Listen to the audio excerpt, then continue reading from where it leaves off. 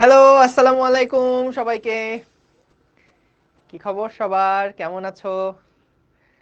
আশা করি সবাই ভালো আছো এবং সুস্থ আছো। তো আপনাদের সাথে আজকে আমাদের 6 নম্বর ক্লাস।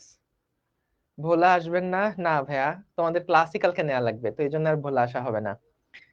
আশা করি সবাই ভালো আছো, সুস্থ আছো। আমাকে একটু নাম্বারটা দেখাবেন ভাইয়া। ওকে। এবং ফেসবুকের ইয়াটাও যাতে দেখতে পারি আমরা। হ্যাঁ, ফেসবুকের কমেন্টসটা। ভাইয়া, আজকে আমার বিড়াল হারায় গেছে। আরে, এই কষ্টে কি ভাত খাওনি আজকে নাকি? যে ভাই আজকে আর ভাত টাত খাবো না ভাবছি, কারণ বিড়াল হারিয়ে গিয়েছে। খুব কষ্টে আছি। তো যেহেতু বিড়াল হারিয়ে গিয়েছে, তোমার এখন সামনে আসলে প্ল্যান কি? কিভাবে তুমি নিজেকে সামলাবে? নওগাঁ সরকারি কলেজের কে কে আছেন? First day at college. ও আচ্ছা, আজকে তো আমাদের প্রথম ক্লাস হলো কলেজে। কেমন লাগলো? কেমন লাগলো কলেজ? ভালো নাকি? কলেজ কেমন লাগলো বলো তো? সব ঠিকঠাক নাকি? ভালো লাগেনি? কষ্ট? বোরিং? ভালোই? পসা? ঝিনাইদহ আসবেন কবে? এই যে ভাইয়া বললাম, আজকে কলেজ পানিতে ডুবে গেছে। আরে আসলে বাংলা ঢাকায় ঢাকাতেই এত বৃষ্টি হয়েছে। হ্যাঁ, আজকে পড়ানো শুরু করে দিচ্ছে, তো পড়ানো শুরু তো করবেই। বরং এটাই তো ভালো। পড়ানো যেগুলো শুরু করে নাই সেগুলাতেই বরং আর যাওয়া উচিত না। হ্যাঁ, যাই হোক, আমি আবার এগুলা বলবো না। অবশ্যই কলেজে যাবা, হ্যাঁ, মন দিয়ে পড়াশোনা করবা। ওকে, চলো আমরা শুরু করি আস্তে আস্তে।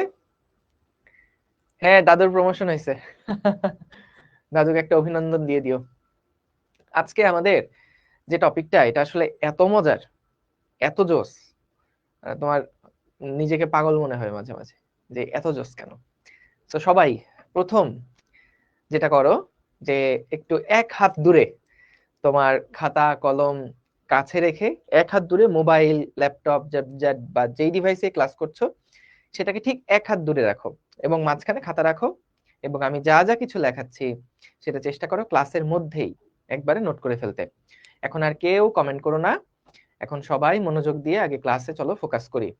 তো তোমাদের আজকে যেহেতু কলেজের ক্লাস শুরু হলো, তোমরা 2 দিন পরে আসলে বুঝতে পারবা যে কলেজের ক্লাসে গিয়ে আসলে কোনো পড়া হচ্ছে কি না।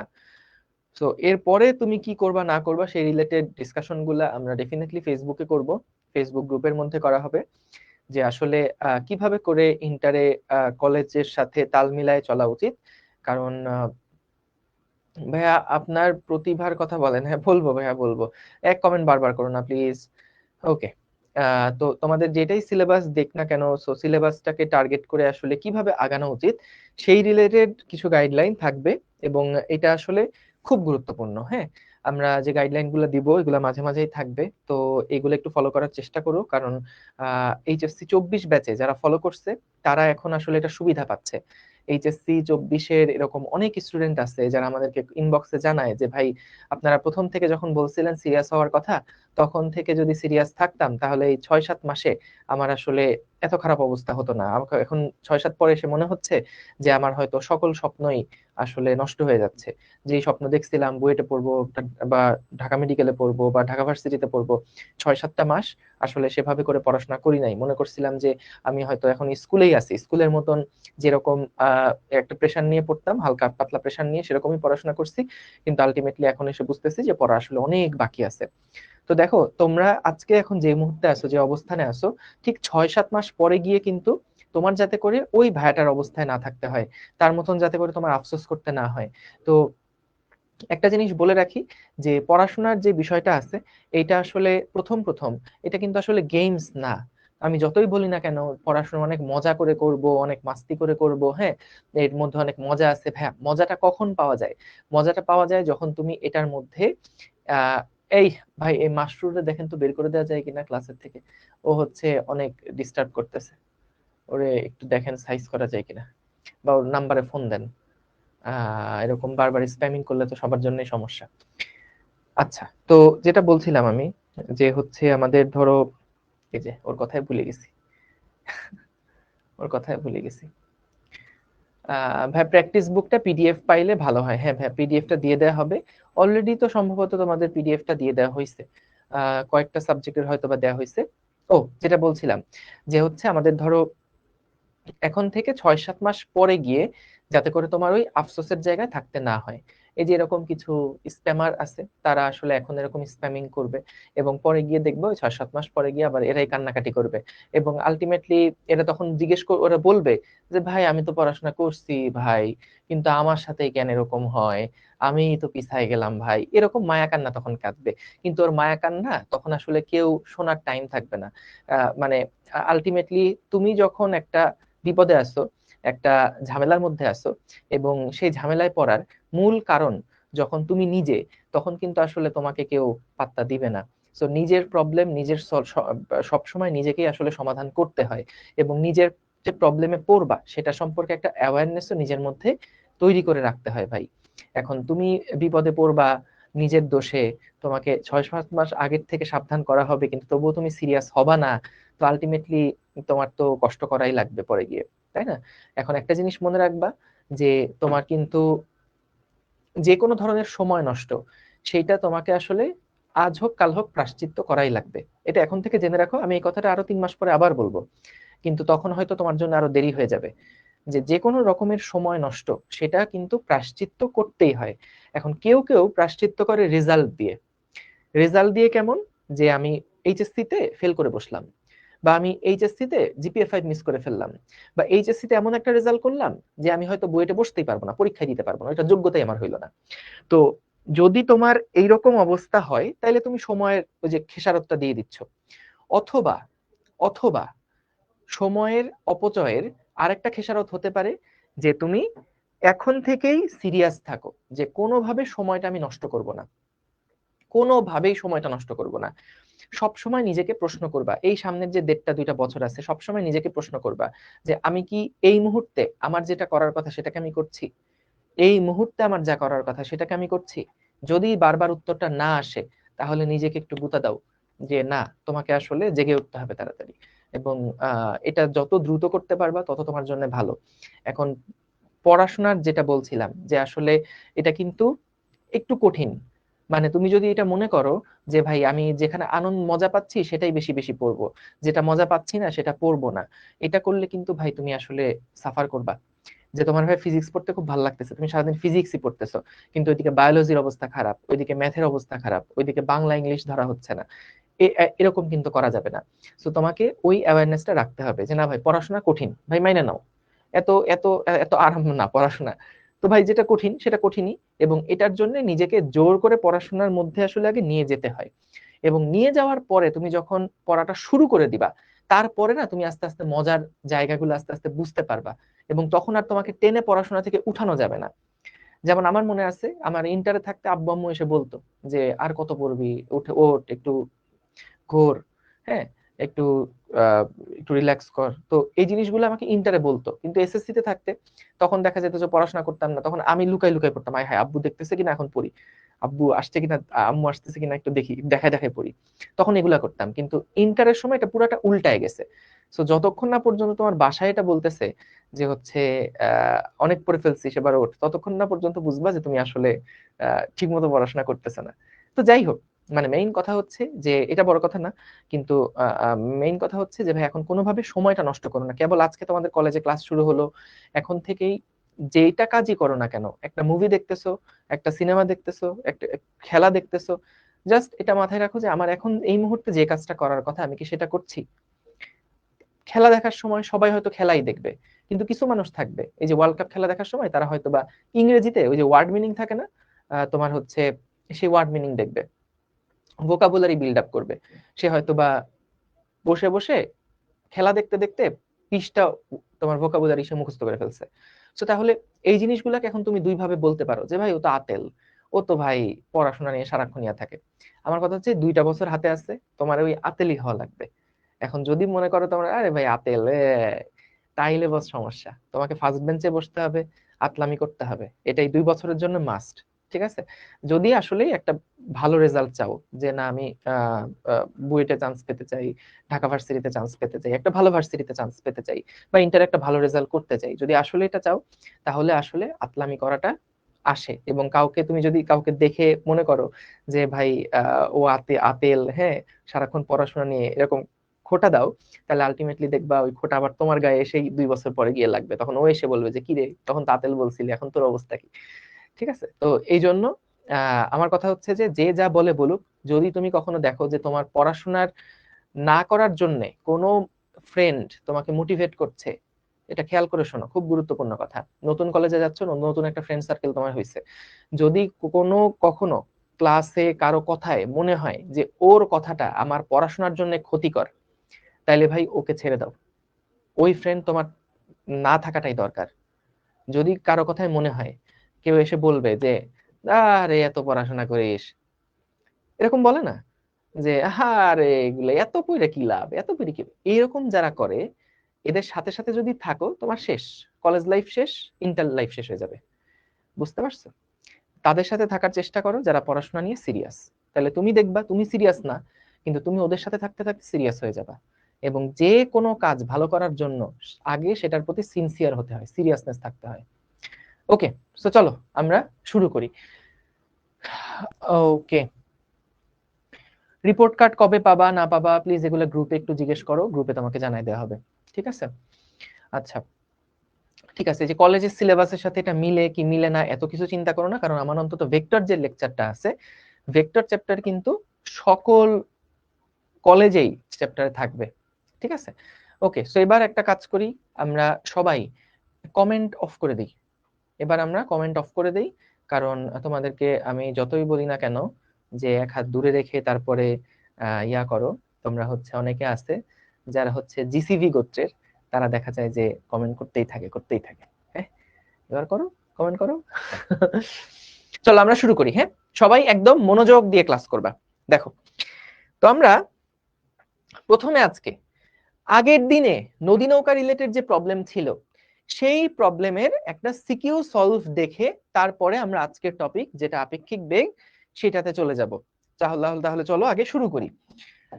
এই যে টপিকটা নদী নৌকা রিলেটেড যে প্রবলেমটা আছে, এই প্রবলেমটা কিন্তু তোমাদের জন্য প্রথম প্রথম কম্প্রিহেন্ড করতে বা বুঝতে একটু কঠিন লাগতে পারে, কিন্তু আমি গতদিনও বলছি বারবার করে যে তুমি যদি এই প্রবলেমগুলা এই গতকালকের ক্লাসটাই যদি কয়েকবার দেখো, একবার দেখলে সব ইনফরমেশন মাথায় তুমি রাখতে পারবা না, 2বার 3বার যতবার তুমি দেখবা ততবার তুমি দেখবা নতুন করে জিনিসগুলাকে আরো ভালোভাবে বুঝতে শিখছো।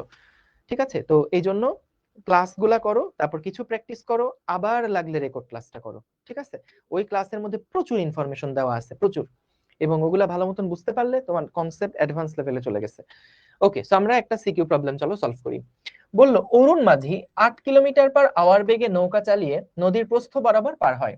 বরুণ মাঝি একই বেগে নদীর প্রস্থ বরাবর নৌকা চালায়, নদীর প্রস্থ বলে দিয়েছে 2 কিলোমিটার। এটা ঢাকা বোর্ড 22 সালের প্রশ্ন। বলছে উদ্দীপকে অরুণ মাঝিকে কোন দিকে নৌকা চালাতে হয়েছিল।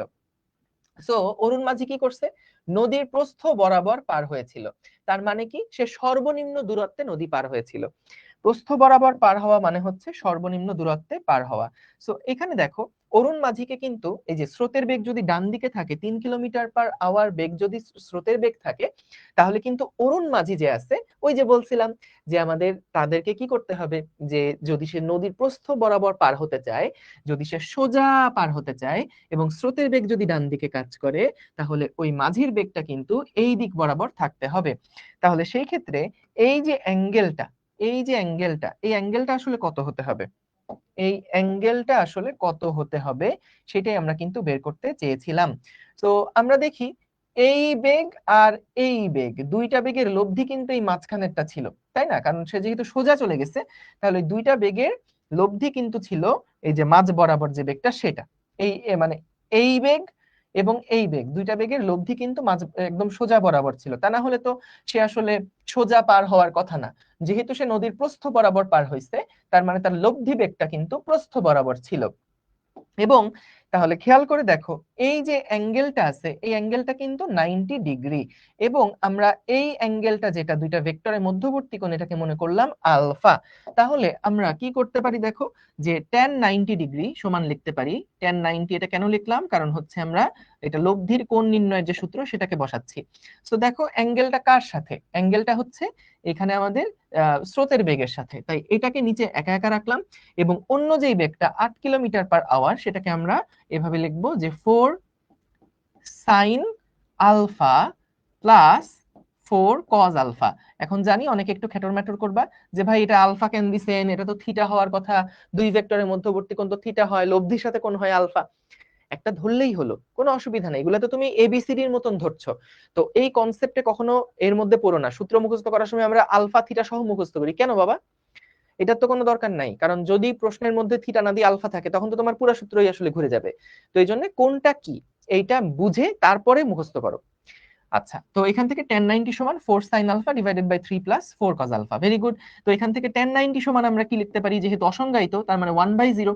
সো 1 এর সাথে যদি এটাকে গুণ দাও তাহলে আসছে 3/4 cos আলফা সমান সমান 0 এর সাথে যদি 4 sin আলফা কে গুণ দাও তাহলে এই পাশটা কিন্তু 0 চলে আসবে। সো এখান থেকে আমরা কিন্তু দেখেছিলাম যে cos আলফা সমান সমান কত হয়, -3/4। সুতরাং আলফা যেটা সেটা সমান সমান, সুতরাং আলফা সমান সমান হচ্ছে cos ইনভার্স -3/4। ঠিক আছে, আলফা সমান এইটা কিন্তু আমরা বলতে পারবো। তাহলে এটা হচ্ছে অরুণ মাঝিকে কোন দিকে নৌকা চালাতে হয়েছিল সেইটার উত্তর। আশা করি এটা সবাই বুঝতে পেরেছো। ওকে, জোস, ভেরি গুড। ওকে, সো চলো পরের প্রবলেমে যাই, যেটা ঘ নাম্বার প্রশ্ন। ঘ নাম্বার প্রশ্নে আমাদেরকে বলেছে, কি বলেছে, যে উদ্দীপকের কোন মাঝি কম সময়ে নদী পার হবে গাণিতিকভাবে ব্যাখ্যা করো। তাহলে দেখি, আমরা যদি অরুণ মাঝির কথা আগে বলি, যে টি মনে করো অরুণ, তাহলে টি অরুণ মাঝির জন্য কি হবে, ডি ডিভাইডেড বাই আমাদের অরুণ মাঝির বেগ কত ছিল, অরুণ মাঝির বেগ ছিল 8 কিলোমিটার পার আওয়ার।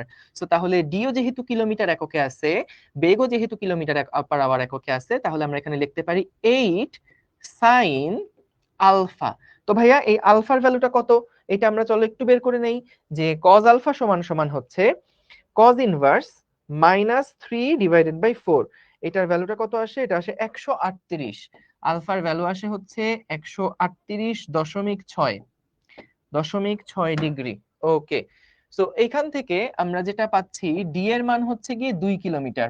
ওকে, এবং ডিভাইডেড বাই 8, এবং এটা হচ্ছে সাইন 138.59 বা 6।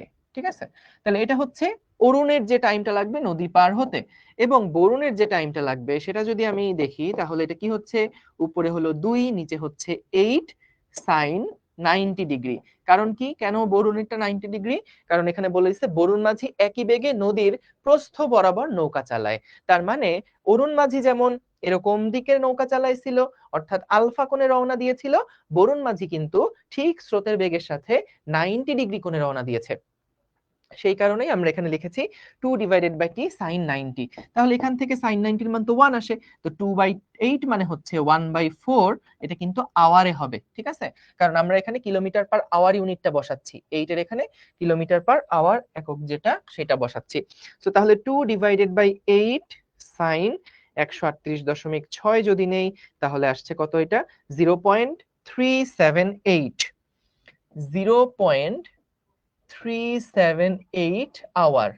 আর এটা কত আসছে, 0.25 আওয়ার, 0.25 আওয়ার। তাহলে দেখো যে বরুণ মাঝি যেটা তার কিন্তু টাইমটা কম লেগেছে, বরুণ মাঝি যেটা তার টাইম কম লেগেছে, অরুণ মাঝির টাইমটা কিন্তু বেশি লেগেছে। সো এখান থেকে আমরা কিন্তু এটা প্রমাণ করে ফেলতে পারলাম। সো যখন অ্যানসারে লিখবা তখন কিন্তু তোমাকে দুইটা আলাদা আলাদা করে টাইমিংটা বের করে দুইটার মধ্যে তুলনাটা কত সেটা দেখাতে হবে। আশা করি বুঝতে পেরেছো। সুন্দর। আচ্ছা, এইবার আসো আমরা চলে যাই আপেক্ষিক বেগের যে কনসেপ্ট সেইটার মধ্যে।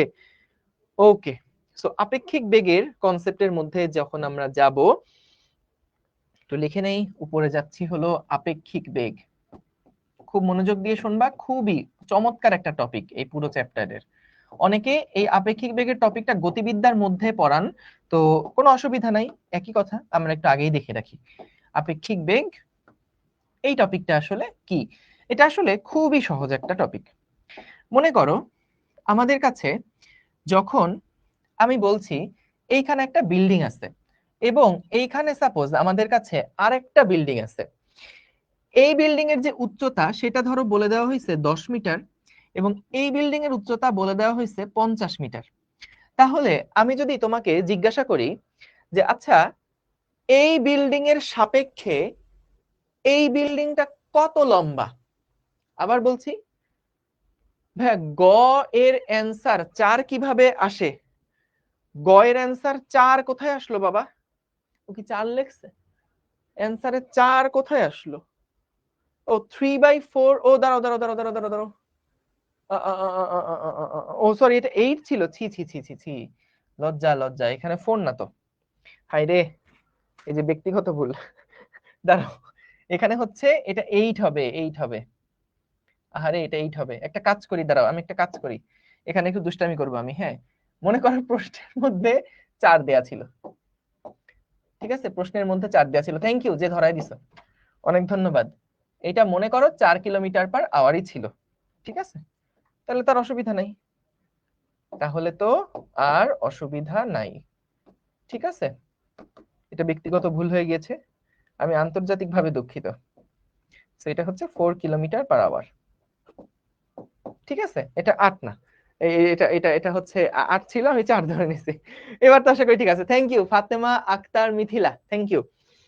ওকে, সো আশা করি আরো অনেকে বলতে চাইছিলা, কিন্তু তোমাদের যেহেতু মুখ চিপে ধরে রাখা হয়েছে এই জন্য বলতে পারো নাই। চিন্তা করো না, আমরা একটু পরে আবার খুলে দিব সবার কমেন্টিং। ওকে, সো আশা করি আর কোনো ভুল নাই, ঠিক আছে। এগুলা এগুলা এগুলা ব্যক্তিগত ভুল, ক্যালকুলেশন করতে গিয়ে মিস্টেক হয়ে গিয়েছে, বুঝতে পেরেছো? ওকে, সো দেখো এই বস্তুটার যা বা এই বিল্ডিং এর যে উচ্চতা সেটা হচ্ছে 10 মিটার, আর পাশের যে বিল্ডিংটা সেটার উচ্চতা হচ্ছে 50 মিটার।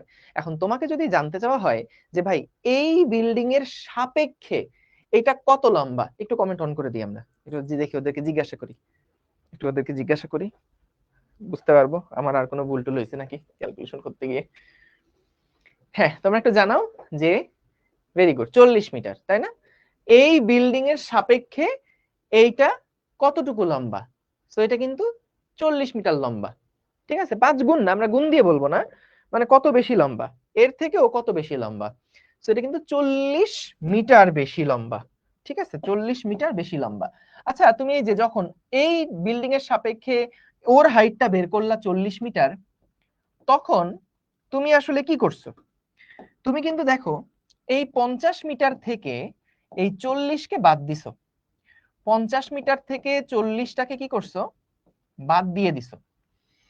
50 থেকে 40কে, সরি 50 থেকে 10কে বাদ দিছো, 50 থেকে 10কে বাদ দিছো কেন? কারণ আমরা এই বিল্ডিং এর সাপেক্ষে ওর উচ্চতা বের করতে চাচ্ছিলাম, এই বিল্ডিং এর সাপেক্ষে এটার উচ্চতা বের করতে চাচ্ছিলাম।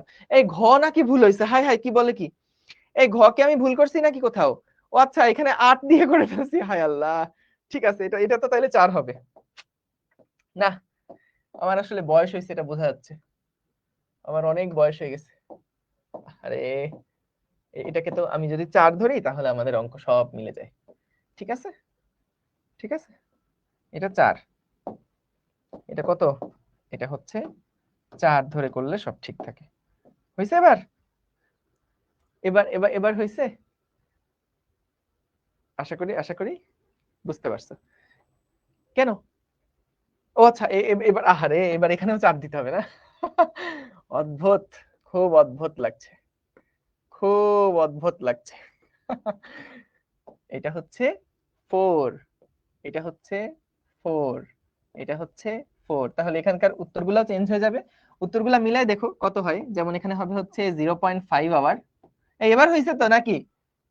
এবার তো হয়েছে, ঠিক আছে।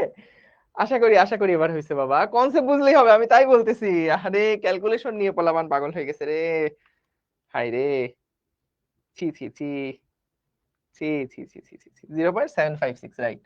সো এটা হচ্ছে 0.76 আওয়ার। ওকে, পারবা বাবা, thank you, thank you, right. Okay, concept বুঝলেই হলো। ওকে, তো দেখো এইখানে আমরা আপেক্ষিক বেগের যেইটা বলছি, হ্যাঁ, আপেক্ষিক বেগের ক্ষেত্রে আমরা ঠিক এইরকম চিন্তা ভাবনাটাই করব। এই ক্ষেত্রে চিন্তা ভাবনাটা হবে আরো সুন্দর। একটু খেয়াল করি আমরা কেমন চিন্তা ভাবনা হবে। দেখো, মনে করো এইখানে একটা গাড়ি আছে। তো আমি যেহেতু আসলে আমার মনটা একটা শিল্পী মন, হ্যাঁ, তো তোমরা জানোই যে আমি আসলে সুন্দর ছাড়া ছবি আঁকতে পারি না। হ্যাঁ, আসলে ছবি আঁকতে গেলেই, বুঝতে পেরেছো, ছবি আঁকতে গেলেই দেখি ছবিটা সুন্দর হয়ে যাচ্ছে। মানে নিজের যে আসলে, আমি কখনো নিজের প্রশংসা করি না, বুঝছো? আনবিলিভেবল, এটা আসলে করি না কখনো, কিন্তু ফ্যাক্ট বলি আর কি, বুঝতে পেরেছো? এগুলো হচ্ছে ফ্যাক্ট। তো মনে করো এখানে একটা গাড়ি আছে, সেই গাড়িটা হচ্ছে ডান দিক বরাবর যাচ্ছে। তোমরা হয়তো ভাবতে পারো যে ভাই আপনি এই যে এত সোজা দাগ দিলেন, এটা হয়তো কোনো সফটওয়্যারের সাহায্যে সোজা দাগ দিয়েছেন, কিন্তু আসলে না। আমি দাগ দিলেই দাগ এরকম সোজা হয়ে যায়, বুঝতে পেরেছো? সো এটা হচ্ছে আমাদের একটা গাড়ি বা একটা একটা একটা একটা একটা ট্রাক চিন্তা করতে পারো। যাই হোক, অনেক সুন্দর হয়েছে। তো আমি জানি তোমরা লজ্জা পাচ্ছ বলতে, কিন্তু আসলে অনেক সুন্দর হয়েছে, ঠিক আছে। তো এই যে গাড়িটা, সে গাড়ির যে বেগ সেটা মনে করো 2 মিটার/সেকেন্ড, ঠিক আছে। তো ভাই এখানে একজন লোক সেই স্থির অবস্থায় ছিল। তো স্থির অবস্থায় থাকলে এই লোকটা এই গাড়িটার বেগ কত পরিমাপ করবে? 2 মিটার/সেকেন্ডে কিন্তু পরিমাপ করবে। এখন আসো, যদি কাহিনীটা এরকম হয়, যদি কাহিনীটা এরকম হয় যে আমাদের এই লোকটা একটা গাড়ির উপরে দাঁড়ায় ছিল, এবং এই গাড়িটা মনে করো, এই গাড়িটা মনে করো 10 মিটার/সেকেন্ড বেগে যাচ্ছে, 10 মিটার/সেকেন্ড বেগে যাচ্ছে। তাহলে বলতো, এই লোকটা যখন উপরের গাড়িটা দেখবে, তখন আসলে এই লোকটা কি দেখবে? যে গাড়িটা কি সোজা যাচ্ছে নাকি পিছনে যাচ্ছে? কি মনে হয়? গাড়িটা -8 পিছনের দিকে যাচ্ছে, তাই না? Very good. বা তুমি এভাবে চিন্তা করতে পারো, ধরো এইখানকার যে বেগটা যদি এরকম হয় যে এইখানকার বেগটা হচ্ছে 15 মিটার/সেকেন্ড, হ্যাঁ, এই লোকটা 10 মিটার/সেকেন্ড বেগে আগাচ্ছে, এই লোকটা 15 মিটার/সেকেন্ড বেগে আগাচ্ছে। একদম সহজভাবে চিন্তা করি যে তাহলে ও কত বেগ পরিমাপ করবে? ও কিন্তু পরিমাপ করবে যে এই গাড়িটার বেগ হচ্ছে 5 মিটার/সেকেন্ড, এবং সেটা কোন দিকে? সামনের দিকে। ওর থেকে 5 মিটার/সেকেন্ড বেগে গাড়িটা আগায় যাচ্ছে। Very good. তো এই ভ্যালুটা আমরা আসলে কিভাবে বের করলাম? এটা বের করলাম আমরা হচ্ছে 15 থেকে 10 কে বাদ দিছি, সমান সমান পাইছি 5 মিটার/সেকেন্ড। তো দেখো, একটা বেগ থেকে আরেকটা বেগকে বিয়োগ করলাম। কার থেকে কাকে বিয়োগ করলাম? যার সাপেক্ষে আমরা বেগ হিসাব করছি তার বেগটাকে কিন্তু আমরা বিয়োগ করলাম। এখন আমরা এটা তো মুখে মুখে করলাম, কোনো অসুবিধা নাই, কিন্তু আসলে এটা কেন এরকম বিয়োগ করা হয় সেটার একটা ছোট্ট ফিল তোমাদেরকে একটু দিতে চাই, যে কি কারণে আমরা এই বিয়োগটা আসলে মূলত করছি। দেখো, একটু খেয়াল করো যে আমাদের কি কারণে আমরা এই বিয়োগটা করছি। বলতো, তুমি যখন একটা গাড়িতে করে সামনের দিকে আগায় যাও, তুমি যখন একটা গাড়িতে করে সামনের দিকে আগায় যাও, তখন বলতো, তুমি যখন একটা গাড়িতে করে সামনের দিকে আগায় যাও, তখন বলতো, তুমি যদি 10 মিটার/সেকেন্ড বেগে সামনে আগাও, তাহলে বলতো তুমি পরিবেশের দিকে যখন তাকাবা, চারপাশে পরিবেশের দিকে যখন তাকাবা, তখন তুমি কি দেখবা? তখন কি তুমি গাড়িটাকে স্থির দেখবা? না, কিন্তু তুমি চারপাশটাকে দেখবা যে সবাই পিছনের দিকে 10 মিটার/সেকেন্ড বেগে সরে যাচ্ছে। তুমি দেখবা সবাই 10 মিটার/সেকেন্ড বেগে পিছনের দিকে সরে যাচ্ছে। যেমন আমরা ট্রেনে উঠলে দেখি, জানলা দিয়ে যখন তাকাই দেখি, তখন দেখি যে আরে আমরা তো বসে আছি আমাদের মতন, কিন্তু আমাদের আশেপাশে যে গাছপালা আছে, ঘরবাড়ি আছে, সে সব কিছু পিছনের দিকে চলে যাচ্ছে, পিছনের দিকে চলে শ্যাও শ্যাও শ্যাও শ্যাও করে চলে যাচ্ছে। তারপর তুমি ধরো গাড়িতে করে আসো বা রিক্সায় করে চলছো, তখন কিন্তু ওই যে দোকানপাট যেগুলো, সেগুলো সবই পিছনের দিকে যায়। কত বেগে যায়? তুমি যে বেগে সামনে আগাচ্ছ সেই বেগেই কিন্তু পুরো পরিবেশ তোমার কাছে মনে হয় যে সবাই পিছনের দিকে যাচ্ছে। আসলে কি সবাই পিছনে যাচ্ছে? না, কিন্তু এটা তোমার কাছে মনে হচ্ছে, তোমার সাপেক্ষে মনে হচ্ছে যে সবাই বিপরীত দিকে যাচ্ছে। জোস একটা জিনিস এটা। এইবার আসো, যে তাহলে মনে করো ভাই, মনে করো এইখানে একটা গাড়ি ছিল, হ্যাঁ, এই গাড়িটা, এইখানে একটা গাড়ি ছিল, এইখানে একটা গাড়ি ছিল। তো ভাই খেয়াল করো, এই গাড়িটা মনে করো শুরুতে কোনো বেগে ছিল না, 0 মিটার/সেকেন্ড বেগে ছিল। তাহলে এইখানে আমাদের একজন লোক দাঁড়ায় আছে, সেই লোকটা যখন 10 মিটার/সেকেন্ড বেগে সামনে আগাচ্ছে, এই লোকটা কিন্তু দেখবে চারপাশের সবকিছু যেগুলা স্থির আছে, শুরুতে যেগুলা সে স্থির মনে করত, সেই সবকিছু পিছন দিকে 10 মিটার/সেকেন্ড বেগে যাচ্ছে। সো এইটা নিয়ে আমাদের কোনো কনফিউশন আছে যে ও পরিবেশের সবকিছুকে, যেটা আগে স্থির, আসলে ওর অরিজিনাল বেগ কি ছিল, স্থির দাঁড়ায় ছিল গাড়িটা, কিন্তু এই লোকটা যখন 10-এ সামনে যাচ্ছে, তখন ও যখন চারপাশে তাকাচ্ছে, তখন দেখছে আরে কি, সবাই তো পিছনের দিকে 10 মিটার/সেকেন্ড বেগে পিছিয়ে যাচ্ছে, সবাই 10 মিটার/সেকেন্ড বেগে পিছায় যাচ্ছে। তাহলে এই গাড়িটা যে আগে স্থির ছিল, সেও কিন্তু দেখবে যে গাড়িটা 10 মিটার/সেকেন্ড বেগে পিছায় যাচ্ছে। এটা কি আসলেও আসলে কি ও 10-এ পিছায় যাচ্ছে না? এটা কে দেখছে 10-এ পিছায় যাচ্ছে? এই লোকটা দেখছে। কেন? কারণ ও নিজেই গতিশীল। এই কারণে চারপাশে সবকিছুকে মনে করছে আরে সবাই তো পিছনের দিকে 10 মিটার/সেকেন্ড বেগে চলে যাচ্ছে। মাইনাসটা ইচ্ছা করে দেইনি, কারণ আমি মান নিয়ে কথা বলছি এখন, ঠিক আছে? জাস্ট মান নিয়ে কথা বলছি। এখন ভাইয়া একটু খেয়াল করো, মনে করো এই গাড়িটা আসলে স্থির না, এইটা 0 মিটার/সেকেন্ড ওর বেগ না। মনে করো গাড়িটা আসলে গতিশীল আছে, গাড়িটা সামনের দিকে ধরো 25 মিটার/সেকেন্ড বেগে গতিশীল, গাড়িটা সামনের দিকে 25 মিটার/সেকেন্ড বেগে গতিশীল। এইবার একটু তুমি ওর অবস্থাটা চিন্তা করে দেখো তো ভাই, খুব মনোযোগ দাও, এতদিন যা শিখছো, যেখানে শিখছো ভুলে যাও, জাস্ট যেটা বলতেছি এটার দিকে ফোকাস করো। এখন ফিলটা নাও বস, আগে ফিলটা নাও, ম্যাথ এমনি পারবা। এইখানে তুমি দাঁড়ায় আছো, তো তুমি দেখো এই লোকটা যখন 10-এ সামনে যাচ্ছে, তখন ও দেখছে আরে ভাই আমার চারপাশে যত কিছু আছে সবাই পিছনের দিকে 10 মিটার/সেকেন্ড বেগে অগ্রসর হচ্ছে, এবং এই গাড়িটা তাহলে সে পিছনের দিকে একটা 10 বেগ অবজার্ভ করবে। কিন্তু বলতো এই গাড়িটা কি আসলে স্থির আছে এখন? না, এই গাড়িটার নিজের একটা বেগ আছে 25।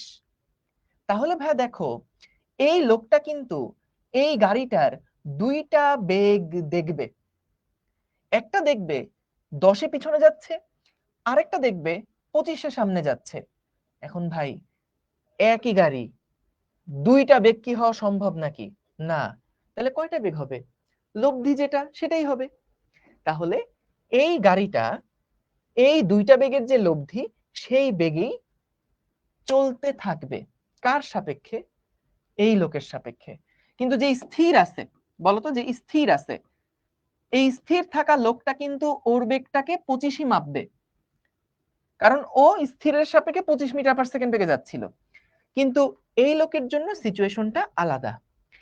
এই লোকটা দেখছে আমি নিজে 10-এ যাচ্ছি, তাহলে ওর চারপাশে সবাই 10-এ পিছায় যাচ্ছে, তাহলে এর বেগ যেমন এই লোকটা পরিমাপ করবে পিছন দিকে 10, ঠিক তেমন পরিমাপ করবে সামনের দিকে ওর একটা 25 বেগ আছে। তাহলে একই লোকের কিন্তু দুইটা বেগ থাকছে, একটা 25, একটা হচ্ছে 10। তাহলে এই লোক তো দুইটা বেগ একসাথে দেখবে না, এরকম হবে নাকি যে এই গাড়ি ভেঙে একদিকে দিক গেছে একদিকে দিক গেছে, না তো। তো দুইটা বেগের লব্ধিটা কিন্তু এই লোকটা দেখবে। সো এখান থেকে কিন্তু এই বেসিকটা আসে, যে এটা হচ্ছে 25 থেকে আমরা কি করছি, 25 থেকে 10-কে এই জন্যই আমরা বাদ দিচ্ছি, 15 মিটার/সেকেন্ড। বুঝতে পেরেছো? 15 মিটার/সেকেন্ড। সো পুরো ফিলটা কিন্তু বস এইটাই। এই চাঁদ সূর্যের আলাপ পরে, আগে দেখো এইটা বুঝছো কিনা। যার সাপেক্ষে বলবে তাকে বিয়োগ করব, এটা তো মুখস্থ আমরা করাই, কিন্তু কেন? সো এই জিনিসটা কি বুঝছো কিনা? 25 কোত্থেকে আসছে? 25-এ সে যাচ্ছিল, মনে করো স্থির কারো সাপেক্ষে গাড়িটা হচ্ছে 25-এ যাচ্ছিল। বুঝতে পেরেছো? যাক, থ্যাংক ইউ, থ্যাংক ইউ। আচ্ছা, একজন আমি দেখলাম সবাই ক্রিস্টাল ক্লিয়ার জি বলছে, একজন তানজিলা ও বলছে স্যার আরেকবার বোঝান। আর বোঝানো যাবে না এটা, আরেকটা প্রবলেম দেখাচ্ছি, ওইখান থেকে তুমি বুঝে নিতে পারবা, কারণ ভাই অফলাইনের এই টেন্ডেন্সি থেকে বেরোয় আসতে হবে আমাদের। অনলাইন ক্লাস একবার বুঝছে, তুমি দেখো একটু চ্যাট গুলা ঘুরাই দেখো, সবাই বুঝছে। তো তাহলে তোমার যেহেতু সমস্যা হচ্ছে, তার মানে এটা তুমি একবার রেকর্ড দেখলেই বুঝতে পারবা।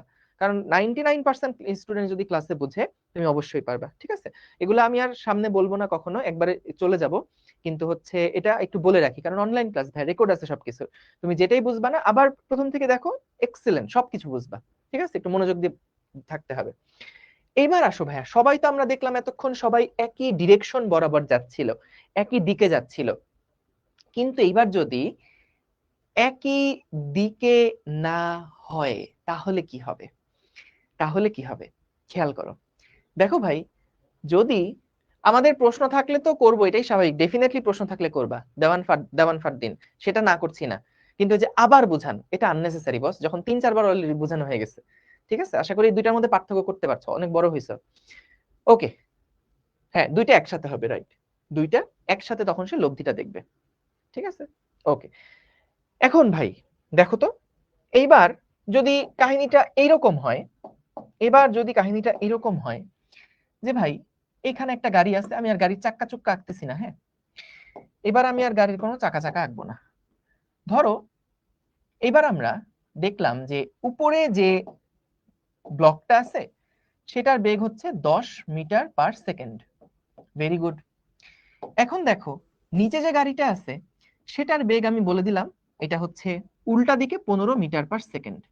আমরা বুঝতে পারছি যে এটাকে যদি আমি এ গাড়ি বলি এবং এটাকে যদি আমি বি গাড়ি বলি, তাহলে এর সাপেক্ষে বি এর, এ এর সাপেক্ষে,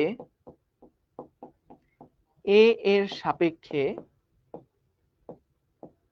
বি এর বেগ কত, এর সাপেক্ষে বি এর বেগ কত, ধরো এইটা আমাদেরকে প্রশ্ন করলো। তো ভাইয়া আমরা ম্যাথ করে ফেলতে পারবো, খুবই ইজি, কোনো অসুবিধা নাই, কিন্তু একটু দেখো ফিল নেই। মনে করো এর সাপেক্ষে যেহেতু বলছে, তাহলে ভাই বলো তো, যখন এ সামনে 10 মিটার পার সেকেন্ড বেগে যাচ্ছে, ও তার চারপাশে সবকিছুকে কিন্তু দেখবে যে সবাই উল্টা দিকে 10 মিটার পার সেকেন্ডে একটা বেগ অর্জন করছে।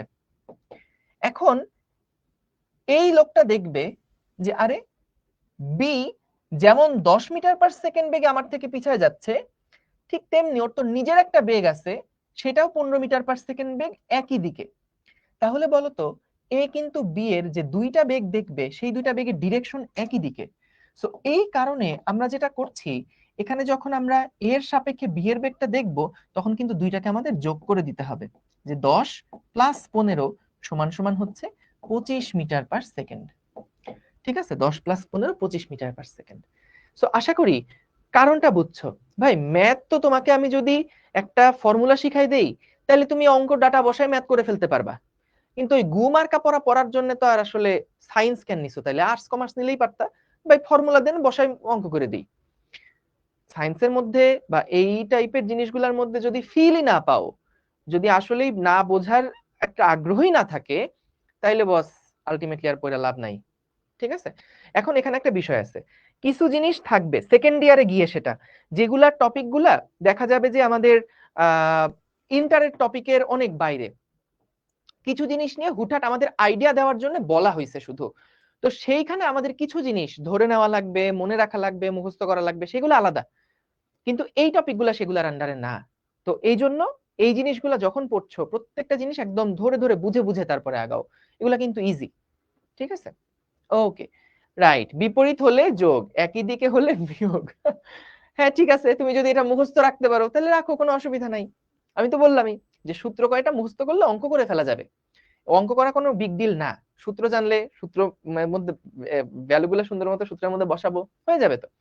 কিন্তু আলটিমেটলি তোমার যে লার্নিংটা, ফিলটা, সেটাই যদি না হয় তাহলে সায়েন্স পড়ে আর লাভ কি বলো?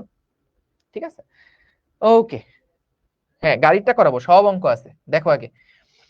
তো আশা করি বুঝতে পারছো যে কি কারণে আমরা এই কাহিনীগুলা করছি। তো সব মিলায়ে আমরা যদি একটা ফর্মুলার মধ্যে যাই, যে দেখো এখানে আমরা এটাকে এভাবে করে লিখি যে আমরা কার বেগ বের করছিলাম, এখানে বলতো বি এর বেগ বের করছিলাম, সো যার বেগটা বের করছিলাম সেটাকে আমরা শুরুতে রাখি, আর ভি বি এ যেটা, এ যেটা সেটাকে আমরা পরে রাখি। হ্যাঁ, ভি বি এ, এটার মানেটা কি? বি এ মানে হচ্ছে, সবসময় মনে রাখবা, প্রথমে যেটা লিখবো বি এর বেগের কথা এখানে আমরা বলছি, বি এর বেগ। হ্যাঁ, আর এটা মানে হচ্ছে এ এর সাপেক্ষে, এ এর সাপেক্ষে। ঠিক আছে, তো এটা মানে হচ্ছে এ এর সাপেক্ষে বি এর বেগ, ভি বি এ এর সাপেক্ষে বি এর বেগ। ভেরি গুড, এর সাপেক্ষে বি এর বেগ। তো এটার যে সূত্রটা, আমরা যদি এটাকে ভেক্টর আকারে লিখি ভি বি এ, তাহলে এটা মনে রাখবা প্রথমটা মাইনাস পরেরটা, প্রথমটা মাইনাস হচ্ছে পরেরটা। ঠিক আছে, কেন মাইনাস? কেন মাইনাস? দেখো আমরা লাস্টে যে নোটেশনটা দিচ্ছি তার সাপেক্ষে কিন্তু, এবং খেয়াল করো যখন আমরা এর সাপেক্ষে বের করছিলাম, এর সাপেক্ষে যখন বের করছিলাম তখন কিন্তু এর নিজের যে বেগ সেটার উল্টা দিকে সবার বেগ ধরে নিচ্ছিলাম, কারণ ও যখন যাবে ওর সাপেক্ষে যদি হিসাব করতে চাই তাহলে ও কিন্তু দেখবে সবাই পিছন দিকে যাচ্ছে। তো এই জন্য ও যত কিছুর বেগ পরিমাপ করবে সেটা আমরা সবগুলার বেগের সাথে জাস্ট এই পিছন দিকে 10 অ্যাড করব। ঠিক আছে, তো তাহলে এই জন্য হচ্ছে মাইনাস ভি এ যেটা সেটা দেয়া হলো, মাইনাস ভি এটা এই জন্য দেয়া হলো। তো তাহলে দেখো এটা কিন্তু একটা ভেক্টর রাশি, এটা কিন্তু একটা ভেক্টর রাশি, বেগ যেহেতু ভেক্টর তাহলে ভি বি ভেক্টর থেকে ভি এ ভেক্টরটাকে আমরা বাদ দিলে কিন্তু ভি বি এ যেটা সেটাকে আসলে পেয়ে যাব। তো এই সমীকরণটা সবসময় মনে রাখবা, যদি কোনো কিছু মুখস্থ রাখতে হয় তাড়াতাড়ি অঙ্ক করার জন্য তাহলে এটা মুখস্থ করতে পারো, যে ভি বি এ যেটা সেটা হচ্ছে কি, ভি এ হচ্ছে প্রথমটা মাইনাস পরেরটা, বি মানে হচ্ছে যার বেগ আর এ মানে হচ্ছে যার সাপেক্ষে। তো তাহলে আমরা এখানে এর বি এর বেগ বের করছি এর সাপেক্ষে, তাই আমরা কি করলাম ভাই এখানে ভেক্টর বিয়োগ করলাম। ঠিক আছে, এখানে আমরা ভেক্টর বিয়োগ করলাম। ওকে, জোস। ঠিক আছে, এইবার আসো আমরা আরো একটা মজার প্রবলেম একটু দেখি। মনে করো আমাদের এটা হচ্ছে বাসা, বাসার ছাদ, এইখানে আমাদের একটা বাল্ব রাখা আছে। হ্যাঁ, এখানে একটা বাল্ব রাখা আছে, বাল্ব। আচ্ছা ঠিক আছে, এবং এইখান দিয়ে তুমি মনে করো হেঁটে যাচ্ছ, এখান থেকে তুমি মনে করো হেঁটে যাচ্ছ, কত বেগে হেঁটে যাচ্ছ? ধরে নিলাম তুমি হচ্ছে 10 মিটার/সেকেন্ড বেগে মানে সামনের দিকে আগায় যাচ্ছ।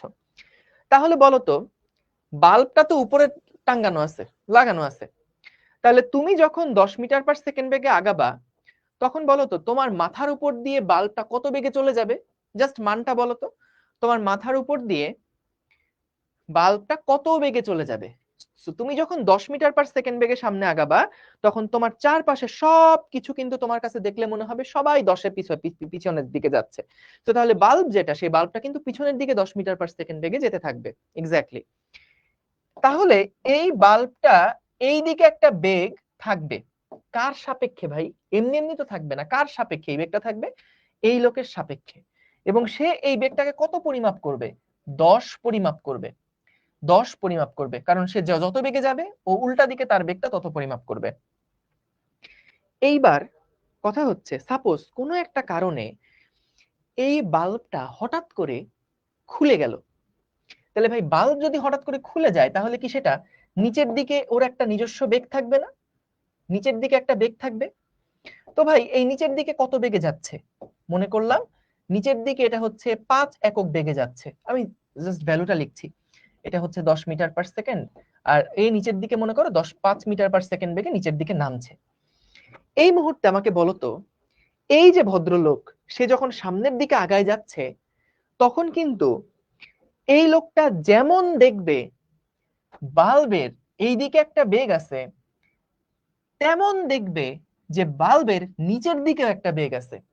অর্থাৎ এই লোকটা কিন্তু এই বাল্বের দুইটা বেগ পরিমাপ করবে বা দুইটা বেগ অবজার্ভ করবে, একটা দেখবে এই দিকে আসতেছে, একটা দেখবে এই দিকে আসছে। তোমাকে যদি প্রশ্ন করি, দেখি উত্তর দাও তো, এই দিকের বেগটা শুধুমাত্র কে অবজার্ভ করবে? এই লোকটা অবজার্ভ করবে না?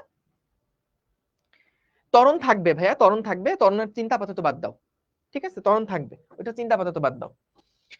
যে এখানে যখন লোকটা সামনের দিকে আগায় যাচ্ছে তখন কিন্তু ও সকল কিছুর বেগকে, এই লোকটা সকল কিছুর বেগকে দেখবে সবাই পিছনের দিকে 10-এ যাচ্ছে। এটা কখন? যখন বাল্বের কোনো বেগ ছিল না, বাল্বটা উপরে জাস্ট টাঙ্গানো ছিল। কিন্তু এখন যদি এই বাল্বটা নিচের দিকে একটা বেগে পড়তে থাকে তাহলে এই ভদ্রলোক এই বাল্বটার দুইটা বেগ অবজার্ভ করবে। একটা দেখবে বাল্বটা যেমন এই দিকে আগাচ্ছে তেমনি বাল্বটা নিচের দিকেও যাচ্ছে। তো তাহলে বলো তো এই লোকটা তো নিশ্চয়ই এরকম দেখবে না যে বাল্ব একটা খণ্ড হয়ে এদিকে গেছে আর একটা খণ্ড নিচে আসছে, এরকম তো দেখবে না। এই লোকটা দেখবে বাল্বের উপরে দুইটা বেগ আরোপিত হয়েছে, এই বাল্বটার উপরে দুইটা বেগ প্রযুক্ত হয়েছে। তাহলে দুইটা বেগ যদি প্রযুক্ত হয় তাহলে দুইজনে মিলে একটা বেগ থাকবে। সো বলো তো ওই একটা বেগ আমরা কিভাবে বের করব? করে ফেলছে সবাই অলরেডি, ভেরি গুড। লব্ধি করে করতে হবে, রাইট। যে এইটা আর এইটা দুইটাই যেহেতু এই বস্তুর উপরে প্রযুক্ত, সেই কারণে আমাদেরকে কিন্তু ভাইয়া এই দুইটার একসাথে লব্ধি করতে হবে। এই দুইটার একসাথে লব্ধি বেগটা কত হয় সেটাই কিন্তু আমাদেরকে দেখতে হবে। সো আশা করি বুঝতে পারছো। এখন আমাদেরকে যদি বলে যে ভাই এই বেগটা মানে এই বাল্বটা কত বেগে ওর কাছে পড়বে বলে মনে হবে, এটা তো ওর দেখা বেগ, যে ওর কাছে এই বেগটা কত বলে মনে হবে, সেটা কি করব আমরা? এটা যদি বের করতে চাই, এটাকে আমরা বলতে পারি V of bulb with respect to man. এটা হচ্ছে বাল্বের ভেলোসিটি, এটা হচ্ছে বাল্বের বেগ, আর এটা হচ্ছে ম্যানের ভেলোসিটি। ঠিক আছে, তাহলে এখান থেকে আমরা কি করছি দেখো, এই ভিবিএম যেটা, এটার মান যেটা হবে সেটা হচ্ছে root over 10 square plus 5 square plus 2 into 10 into 5 cos 90 degree. cos 90 এর মান তো 0, সো এখান থেকে হচ্ছে root over 10 square plus 5 square, এটা হচ্ছে ভিবিএম। ঠিক আছে, মানটা আমরা পেয়ে গেলাম। ঠিক আছে, আশা করি বুঝতে পারছো। ওকে, 5 মিটার পার সেকেন্ড কোথা থেকে আসলো? এটা দেওয়া আছে প্রশ্নের মধ্যে, ধরে নিতে বলছি। ঠিক আছে, এটা ধরে নিতে বলছি যে বাল্বটা যদি নিচে, আগে তো স্থির ছিল, কিন্তু যদি নিচের দিকে 5 মিটার পার সেকেন্ড বেগে পড়তো তখন কি হতো। ঠিক আছে, ওকে। আম্মু ডাকছে। ওকে, অপূর্ব বিশ্বাস রেকর্ড দেখে নিও, তুমি একাই বুঝুনি দেখো। ওকে ভাই, এটা কি লব্ধি? রাইট, এটা হচ্ছে লব্ধি। ওকে, সো তাহলে দেখো আমরা এখান থেকে কিন্তু যদি বলে যে আচ্ছা এই বেগটা উলম্বের সাথে কত, তাহলে কি আমরা বের করতে পারবো উলম্বের সাথে কত? অবশ্যই পারবো, কারণ এই সাদা ভেক্টরের যে লব্ধিটা সেটা কিন্তু আসছে এই দুইটার যোগফলের ফলে। এই ভেক্টর আর এই ভেক্টর, এই দুইটার লব্ধি কিন্তু সাদাটা। তাহলে আমি যদি বের করতে চাই যে ট্যান থিটা সমান কত হবে, ট্যান থিটা সমান কত হবে, তাহলে ভাইয়া লম্ব বাই ভূমি। সো এই মানটা হচ্ছে 10 একক ছিল, এই মানটা হচ্ছে ভূমি 5, সো তাহলে লম্ব বাই ভূমি। তাহলে ভাইয়া থিটা সমান সমান কত হচ্ছে? থিটা সমান সমান হচ্ছে ট্যান ইনভার্স 2। তাহলে এত কোণে, উলম্বের সাথে এত কোণে কিন্তু বাল্বটাকে এই লোকটা পড়তে দেখবে। ঠিক আছে, বাল্বটাকে এই লোকটা পড়তে দেখবে। ওকে, জোস। আনুভূমিক মানে হচ্ছে এক্স অক্ষ বরাবর ধরে নাও, উলম্ব মানে হচ্ছে খাড়া উপরের দিকে ওয়াই অক্ষ বরাবর। এই সূত্রটা আরেকবার বলবো, এটা সামান্তরিক সূত্রের মধ্যে আছে, প্লিজ। উপরে 5 হবে না, উপরে 5 হবে না, লম্ব বাই ভূমি। সো থিটার বিপরীত বাহু লম্ব, এই দেখো এটা হচ্ছে 10 আর ভূমি হচ্ছে 5, সো 10 বাই 5। ঠিক আছে, জোস তো, ভেরি গুড। তাহলে ভাইয়া আমরা যদি এইটার ফিলটা পাই, একই কথা যদি এবার আমি তোমাকে বলি যে একটা পানির ফোঁটা, একটা পানির ফোঁটা সাপোজ, ধরে নাও একটা পানির ফোঁটা এখানে স্থির হয়ে আছে, সামহাও আমি ওরে বলছি তুই নড়বি না, তুই ওই জায়গাতে স্থির হয়ে থাক। সাপোজ একটা পানির ফোঁটা, বলো তো দেখি একটা পানির ফোঁটা যদি ওইখানে থাকে আর একজন লোক সে যদি এই দিক বরাবর যেতে থাকে, এদিক বরাবর যেতে থাকে, কত বেগে যেতে থাকবে? সাপোজ আমি বললাম সে এদিক বরাবর ভিএম বেগে যাচ্ছে। ঠিক আছে, একটা ভেক্টর দিয়ে দিলাম, ভিএম বেগে যাচ্ছে।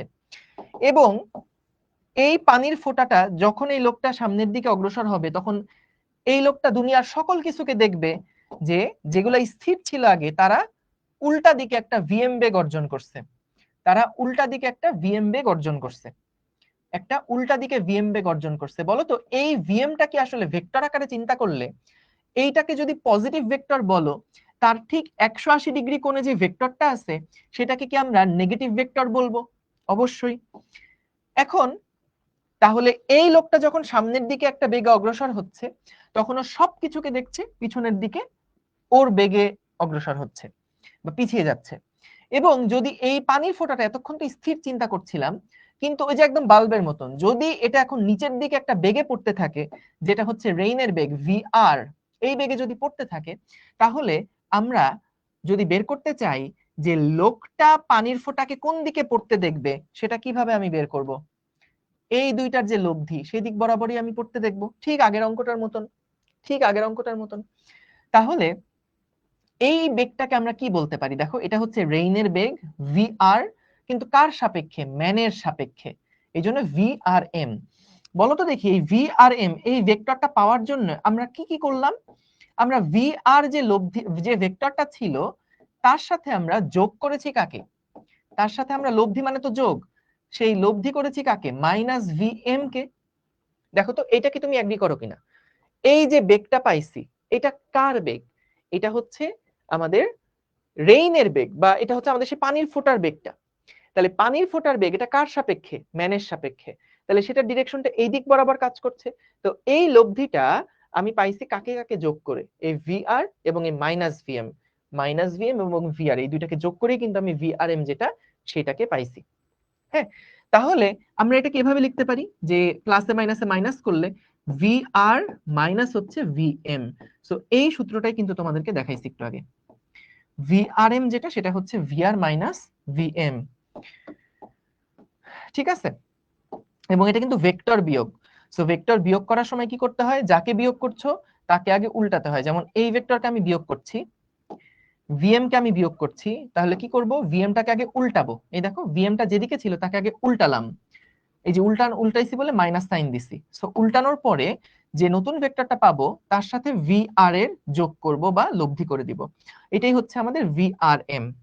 ওকে, তো দেখো, আমাদেরকে অনেক সময় এখানে পানির ফোঁটার কথা বলে না, এখানে বলে দেয় বৃষ্টির পানি পড়ছে, বৃষ্টি পড়ছে নিচের দিকে এত বেগে।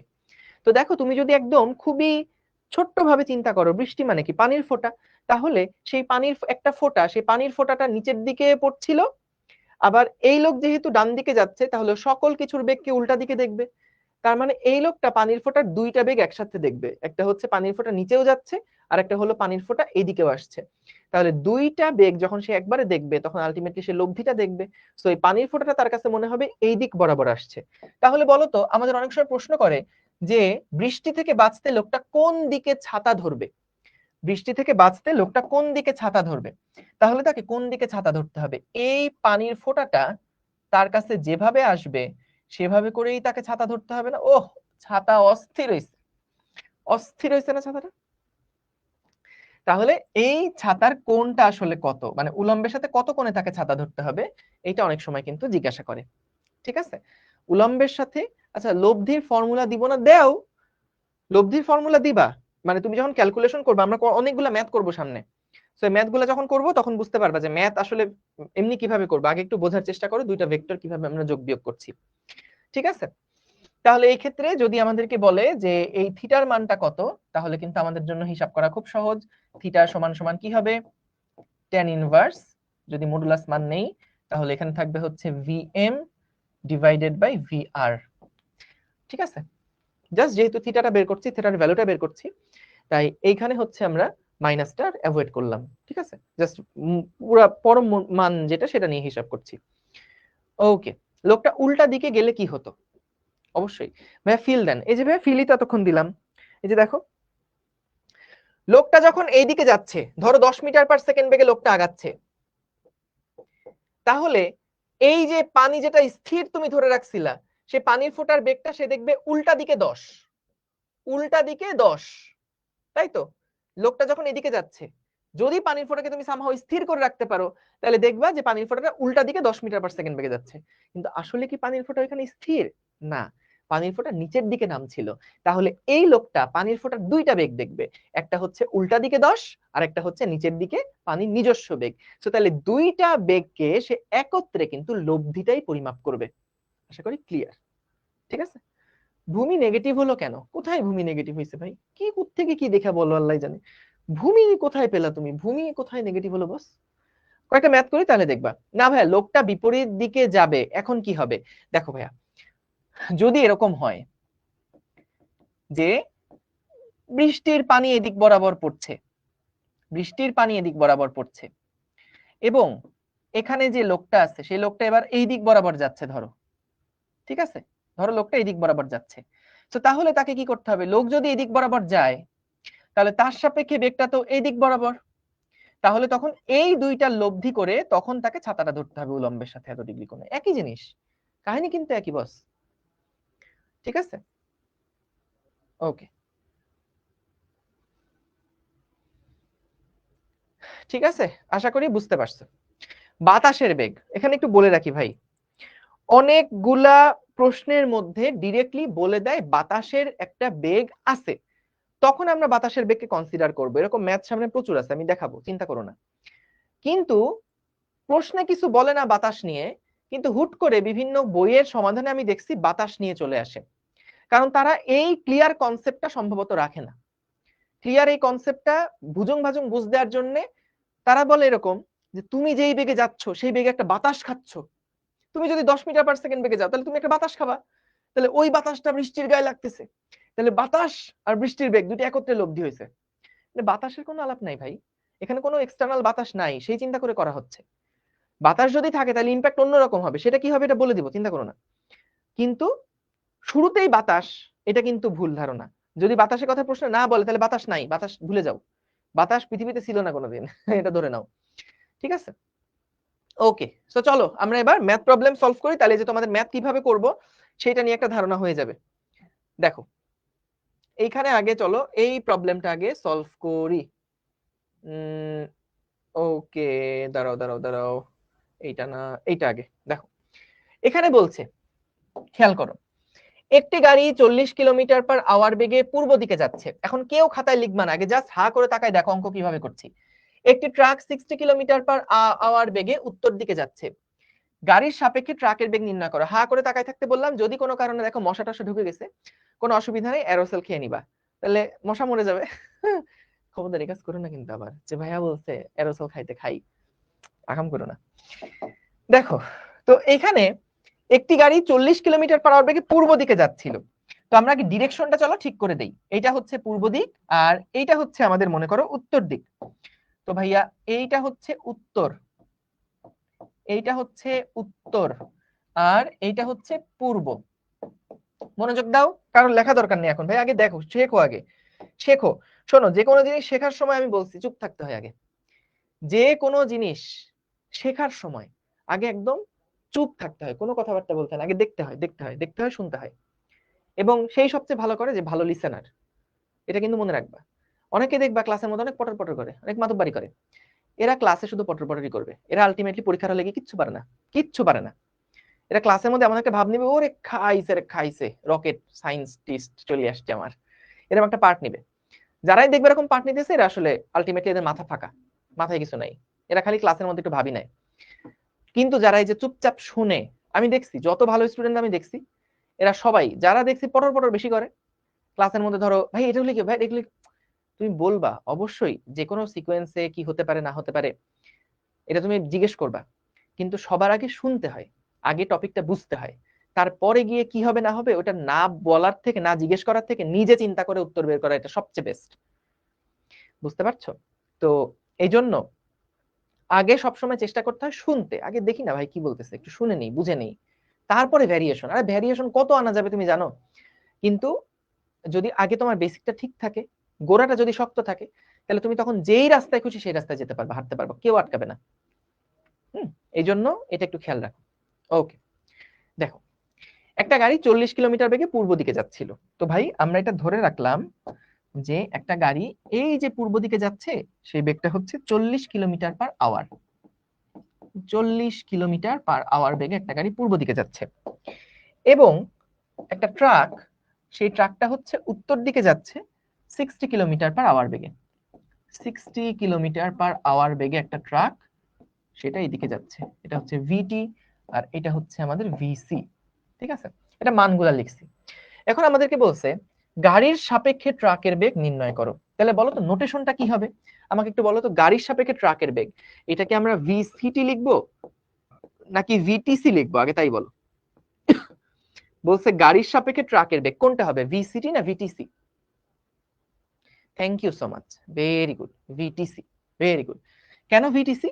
কারণ দেখো, যার বেগ বের করছি, কার বেগ? ট্রাকের বেগ বের করছি, তো এই জন্য ট্রাক আগে, যার সাপেক্ষে সেটাকে পরে লিখছি, কারের সাপেক্ষে।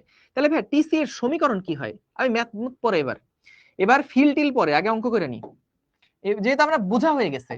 শোনো, যে কোনো জিনিস আগে বুঝবা ভালো মতন, বোঝার পরে তারপরে চেষ্টা করবো অঙ্কটা কি করে বা তাড়াতাড়ি করব, ফাস্ট করব।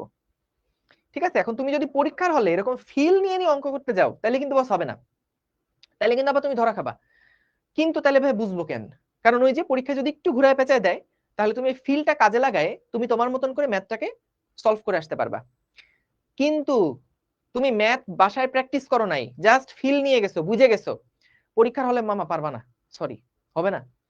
পরীক্ষার হলে পারার জন্য পর্যাপ্ত পরিমাণ প্র্যাকটিস বাসার থেকে করে যেতে হবে, এবং কিভাবে স্পিডে করবা সেটার প্র্যাকটিসটাও বাসা থেকে করে যেতে হবে, এটা মাস্ট। তো দেখো ভিটিসি নোটেশন যখন একবার পেয়ে গেছো, চোখ বন্ধ করে, ভিটিসি মানেই হচ্ছে ভিটি মাইনাস ভিসি, আর কোনো আলাপ নাই। ভিটি মাইনাস ভিসি কেমনে আসছে কিভাবে সব বুঝছি, ভিটি মাইনাস ভিসি বুঝার পরে মুখস্থ করো ঠাডায়া, কোনো অসুবিধা নেই। এইবার আমাকে দেখো কি বলতে বলছে, গাড়ির সাপেক্ষে ট্রাকের বেগ। তাহলে আমাদের কি করতে হবে? ট্রাকের বেগ থেকে গাড়ির বেগটাকে বিয়োগ করতে হবে, সিম্পল। তাহলে যদি বিয়োগ করতে হয়, তার মানে হচ্ছে যোগ করব মাইনাস ভিসির সাথে। তাহলে ভাই মাইনাস ভিসি কোনটা? মাইনাস ভিসি হচ্ছে এইটা। তো তাহলে আমি যদি এই দুইটা একটা আরেকটার সাথে লব্ধি করি, তাহলে লব্ধিটা এই দিক বরাবর হবে, এই দিক বরাবর হবে। এবং এই দুইটা ভেক্টর, যেমন এটা হচ্ছে ভিটি ছিল, এটা হচ্ছে মাইনাস ভিসি, সো এই দুইটার যে লব্ধি সেটা কিন্তু ভিটিসি নির্দেশ করছে। সো এইটা কিন্তু আমাদের ভিটিসি, এটা কিন্তু আমাদের কি ভিটিসি। ঠিক আছে, এটা হচ্ছে আমাদের ভিটিসি। তাহলে দেখো, আমরা যখন বলবো গাড়ির সাপেক্ষে ট্রাকের বেগ নির্ণয় করো, তখন আমি লিখবো, পরীক্ষার খাতায় এমনি লিখবা, সমস্যা নাই, যে এটা বের করলাম। তো এবার দেখো লিখি, যে গাড়ির সাপেক্ষে ট্রাকের বেগ, গাড়ির সাপেক্ষে, গাড়ির সাপেক্ষে ট্রাকের বেগ এর মান, যেহেতু মান বের করছি আগে, ভিটিসি, এইটা মানটা বের করতে গেলে তুমি কি করছো? এই মানটা বের করতে গেলে এই দুইটা ভেক্টরের লব্ধি নির্ণয় করছো না, রাইট? তো যেহেতু এই দুইটা, এই যে দেখো এইখানে একদল, জানতাম এটা অনেকে ভুল করে, আমি প্রথমে বলতে ভুলে গেছি।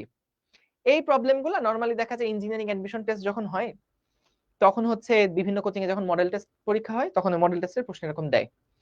তো দেওয়ার পরে বেশিরভাগ স্টুডেন্ট কি করে, সূত্র মুখস্থ করে, এবং সূত্র মুখস্থ করার পরে এই সংখ্যাগুলোকে একটা থেকে আরেকটা বাদ দিয়ে দেয়, যেটা তোমরা এখন করছো। কি করছো বলো তো? ভিটির মান ছিল 60, ভিসির মান ছিল 40, তো 60 থেকে 40 বাদ দিয়ে 20 পেয়ে গেছে। 20 নাকি অ্যান্সার? না না না, দুইটা কি একই রেখা বরাবর আছে? দুইটা কি উল্টা দিকে আছে? না তো, একই লাইন বরাবর তো তারা নাই, তারা তো কোণ করে আছে। তাহলে এটা তো ভাইয়া ভেক্টর বিয়োগ, এটা কি রৈখিক যোগ বিয়োগ নাকি? ভেক্টর বিয়োগ। তো তাহলে ভেক্টর বিয়োগের জন্য আমাকে কি করতে হয়েছে? 40 কে আগে উল্টাতে হয়েছে, এবং তারপরে এই ভেক্টরের সাথে লব্ধি করতে হয়েছে। তাহলে দেখো ভিটিসির যে মানটা পাবো, সেই মানটা আসলে কত হবে? স্কয়ার রুট অফ ভিসি এর মান কত আছে? 40। আমরা তো জাস্ট মানটা নেই এখানে, দেখো একদম প্রথম ক্লাসে সামান্তরিক সূত্র যখন লিখি তখন কিন্তু মানটা লিখি এখানে, 40 স্কয়ার প্লাস ভিটি এর মান কত? 60 square, 60 square plus 2 into 40 into 60 কস কত ডিগ্রি? 90 ডিগ্রি। তো দেখো কস 90 এর মান কত? 0। সো যেহেতু এটা 0 হয়ে যায়, এটা যেহেতু 0 হয়ে যায়, তাহলে আলটিমেটলি মানটা কত হয়? Root over 40 square plus 60 square. So এখান থেকে আমরা কিন্তু ভিটিসি এর যে ভ্যালু সেটা বের করে ফেলতে পারি। ডান, ভেরি গুড, হয়ে গেল।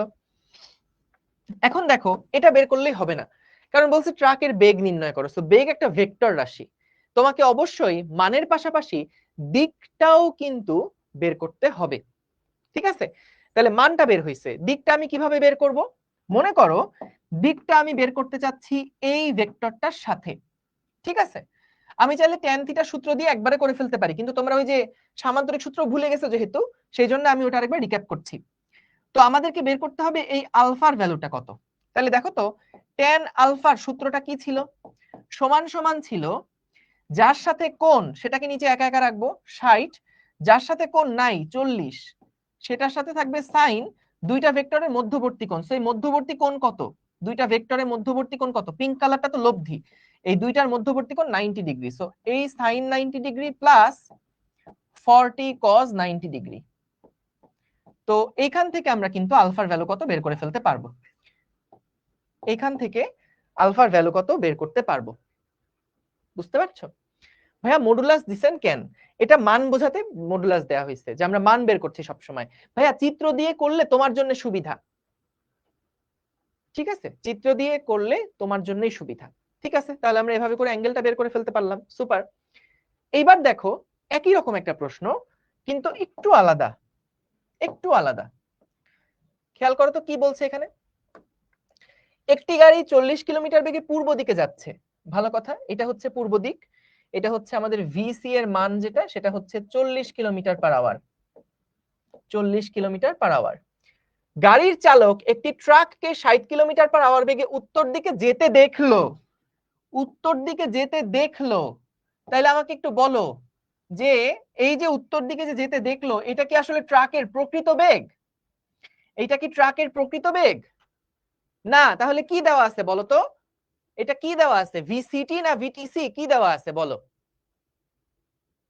এটা কি দেওয়া আছে, হ্যাঁ লব্ধি দেওয়া, গুড, কিন্তু এটা কি দেওয়া, ভিসিটি না ভিটিসি?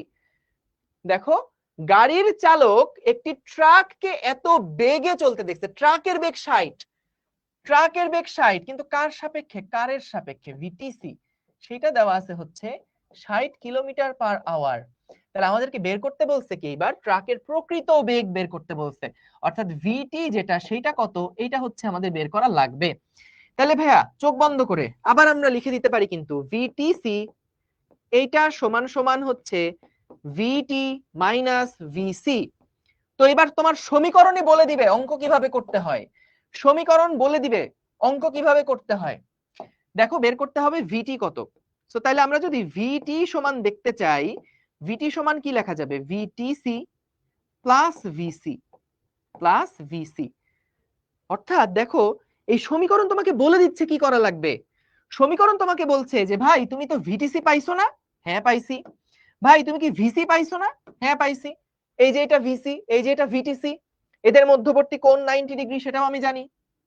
তাইলে তুমি যদি চাও, তুমি যদি চাও ভিটি কে বের করতে, তাহলে সমীকরণের দিকে তাকায় দেখো ওরা কি করতে বলছে, ওরা বলছে ভিটিসি ভেক্টরের সাথে ভিসি ভেক্টরের যোগ করো, লব্ধি করো। তো তাহলে ভিসি ভেক্টর আর ভিটিসি ভেক্টর এই দুইটার যদি লব্ধি করি তাহলে বস কোন দিকে হবে, তাহলে এই দিকে হবে, এই দিকে হবে। এইটা হচ্ছে কিন্তু আমাদের ভিটি ভেক্টরটা, ভিটি ভেক্টর। তাহলে ভিটি ভেক্টরের মান বের করতে পারবে আশা করি, সেটা কত হবে, square root of 40 square plus 60 square plus, আর কিছু হবে না কারণ cos 90 ডিগ্রি হয়ে গেলে 2 ইনটু 40 ইনটু 60 cos 90 ডিগ্রি। কেন cos 90, এখন কিন্তু তোমার লব্ধি করছো কার কার, এই সাদা আর সবুজটার লব্ধি করছো, কিন্তু খেয়াল করো সমীকরণ আমাকে এই দুইটার লব্ধি বের করে বলছে, ভিটি পাবা। তো সমীকরণের দিকে তাকাবা, সমীকরণ বলছে এইটা আর এইটার লব্ধি করলেই তুমি ভিটি কে পেয়ে যাবা, তাই লব্ধি হচ্ছে এই সাদাটা আর সবুজটার মধ্যে। আচ্ছা এবার আসো অ্যাঙ্গেলটা দেখি কত, আলফাটা কত হয়। সো tan আলফা সমান সমান হচ্ছে যার সাথে কোণ সেটাকে নিচে একা একা রাখলাম, আর 60 sin 90 degree divided by 60 cos 90 degree, 60 cos 90 degree. তাহলে ভাই এইখান থেকে আমরা কিন্তু দেখো sin 90 এর মান 1, সো 6/4 মানে আলটিমেটলি হচ্ছে 3/2। সো tan আলফা সমান সমান tan ইনভার্স 3/2। এই অ্যাঙ্গেলটা কত আসে একটু বলো তো, tan ইনভার্স 3/2 এটা আসে হচ্ছে 56 ডিগ্রি, 56.31 ডিগ্রি। তাহলে তুমি যখন উত্তর লিখবা তখন তুমি বলবা ট্রাকটি পূর্ব দিকের সাথে, ট্রাকটি পূর্ব দিকের সাথে, পূর্ব দিকের সাথে 56.31 ডিগ্রি কোণে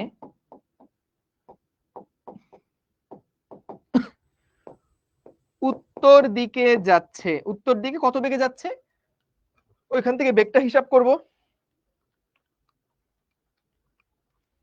20√3 বেগে যাচ্ছে, √13 বেগে যাচ্ছে। উত্তর দিকে পূর্ব দিকের সাথে এত ডিগ্রি কোণ, উত্তর দিকে এত বেগে যাচ্ছে। বুঝতে পেরেছো? ভাষাটা এইভাবে করে হবে। সমীকরণ মাইনাস নেগেটিভ কি সমীকরণে মান বসাননি কেন? ভাইয়া মান তো বসাইছি ভাইয়া। চিত্র আঁকলে ভালো ভাইয়া। কোনটির সাথে নিব এটা বুঝতে পারলাম না। যে কোনো একটার সাথে নাও না, তুমি চাইলে আলফা এর উত্তর দিকের সাথেও বের করতে পারো, কোনো অসুবিধা নাই। কিন্তু যার সাথে বের করবা সেটাকে নিচে একা একা রাখবা, আর যেটার সাথে কোন বের করলো না সেটার সাথে sin 90 আর নিচে হচ্ছে cos 90। এগুলো সব পড়ায় আসছি সামান্তরিক সূত্রের মধ্যে, দেখে আসতে হবে বস। একক দেন অ্যান্সারে। ভাইয়া একক কি হবে বলো তো? তোমরা কি জানো এককটা কি হবে? এটার একক কি হবে বলো তো দেখি। তোমরা হয়তো অনেকেই বুঝতে পারছো না যে এটার এককটা নিউটন হবে, তাই না? বেগের একক নিউটন হবে না? Newton, good. এখানে কোন বেগ দেওয়া আছে? 60 দেওয়া আছে এবং 40 দেওয়া আছে, তাহলে কি হবে একক? Kilometre per hour. যা দেওয়া যেটাই দেওয়া আছে আমি তো সেই ভ্যালুগুলোই বসাইছি, তাহলে এখানে এককটা কিলোমিটার পার আওয়ারে হবে।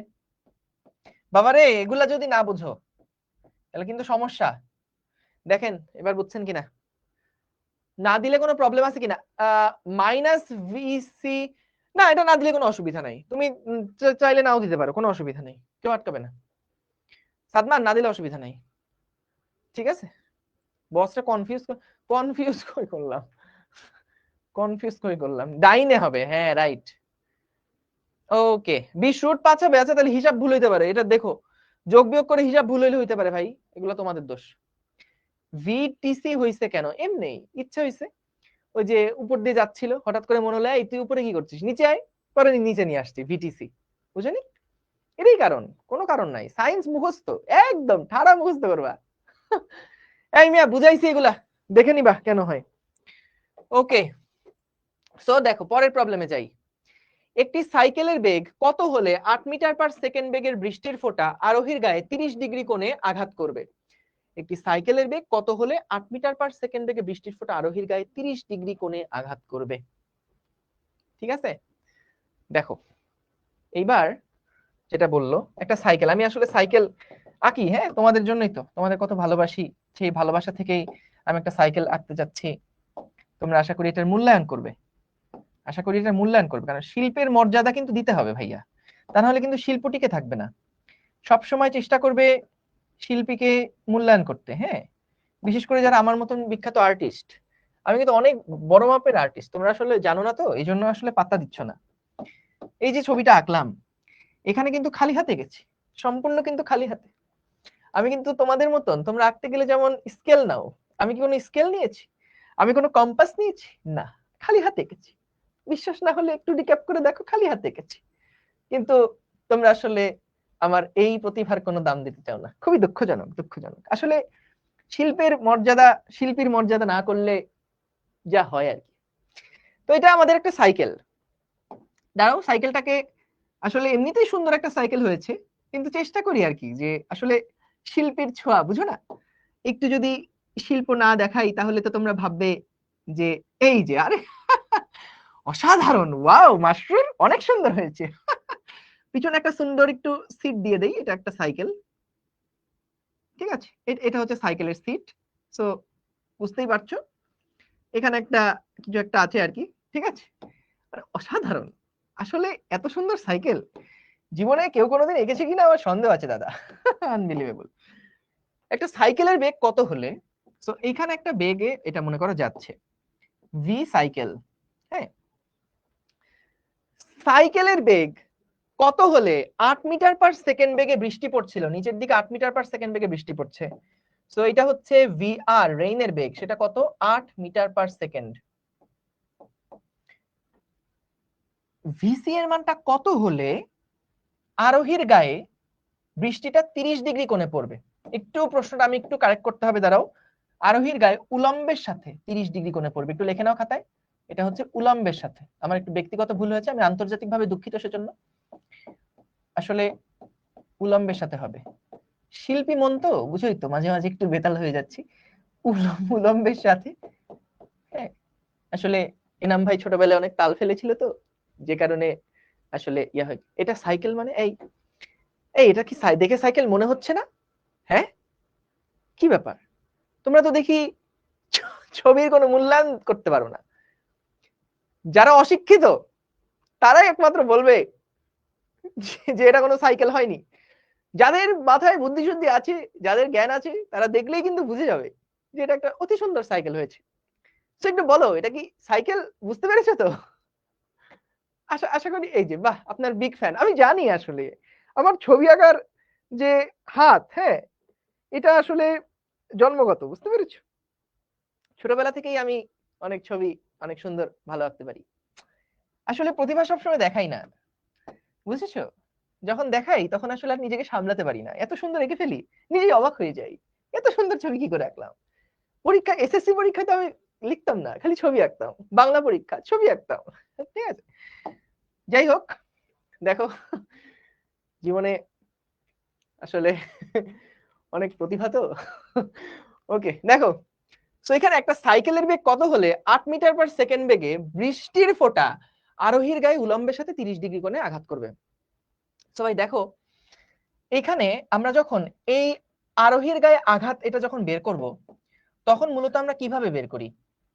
তখন আমরা সাইকেলের বেগটাকে আগে উল্টায় দেই এবং তারপরে ভিআর এর সাথে এটা লব্ধি করি না, তাই তো? এখন আমাদেরকে বের করতে বলছে যে এই যে মানটা এটা 30 ডিগ্রি হবে, তাহলে এটা যদি 30 ডিগ্রি হয়, এটার মান যদি 8 একক হয়, তাহলে এর মানটা কত এটা বের করতে বলছে। তো ভাই দেখো তো, আমরা যদি এখানে দেখি যে আমাদের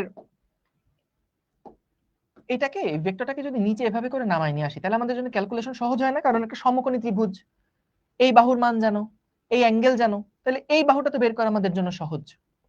তাহলে দেখো tan 30 ডিগ্রি সমান সমান আমরা কি লিখতে পারি? দেখো লম্ব বাই ভূমি, সো এটার মান হচ্ছে ভিসি, লম্ব আর কোণ যার সাথে থাকে সেটা তো ভূমি হয়, বাই ভূমি। তাহলে ভিসি সমান সমান কিন্তু আমরা বলতে পারি যে এটা হচ্ছে, এই ঠিক লিখতেছি তো, লম্ব বাই ভূমি। হ্যাঁ ঠিক আছে ঠিক আছে ঠিক আছে ঠিক আছে মাশরুর, ঠিক আছে। সো এখান থেকে আসবে হচ্ছে 8 tan 30 ডিগ্রি। আশা করি বুঝতে পারছো যে ভিসি এর মানটা কত হতে হবে। ভেরি গুড, 4.62 কি 4.62। Thank you Tamanna Akter. Okay, so এবার দেখো আরেকটা মজার প্রশ্ন। কি বললো? কোন একদিন 30 মিটার/সেকেন্ড গতিতে উলম্বভাবে বৃষ্টি পড়ছিল। আগে এঁকে ফেলি, ছবিটা এঁকে ফেললে ভাইয়া তোমার জন্য অঙ্ক করা সহজ হবে। সো আঁকতে হবে কিনা এটা ওর থেকে বড় কথা হচ্ছে তোমার ম্যাথটা করার জন্য আসলে ছবিটা এঁকে ফেললে তোমার জন্যই আসলে হিসাবটা সহজ হবে। উলম্বভাবে বৃষ্টি পড়ছিল, যদি বায়ু 10 মিটার/সেকেন্ড গতিতে উত্তর থেকে দক্ষিণে বইতে শুরু করে। মনে করো ডান দিকে উত্তর, বাম দিকে দক্ষিণ, সাপোজ, কারণ এখন তার উপরে নিচে দিয়ে লাভ নাই, এখন তার উপরে নিচে দিয়ে লাভ নাই, কারণ আমরা তো এখন বৃষ্টির যে বেগটা সেটা তো আসলে ভূমির দিকে, তাই না? মানে দেখো বৃষ্টির দিকটা ভূমির দিকে, আর এদিকে উত্তর দক্ষিণ পূর্ব পশ্চিম, এরকমই তো ডিরেকশনটা। তো তাহলে এখানে মনে করো এটা বলে দিয়েছে 10 মিটার/সেকেন্ড বেগে ডান দিকে উত্তর, সাপোজ এদিকে আমি উত্তর ধরে নিচ্ছি, আর এটা হচ্ছে দক্ষিণ। তো উত্তর থেকে দক্ষিণে 10 মিটার/সেকেন্ড বেগে বাতাস বইছে, আর বৃষ্টিটা হচ্ছে 30 মিটার/সেকেন্ড বেগে পড়ছে, ঠিক আছে? এখন বলছে যে তাহলে বৃষ্টি থেকে রক্ষা পেতে তোমার ছাতা কোন দিকে মেলে ধরতে হবে। সো মনে করো তুমি এখানে দাঁড়ায় আছো,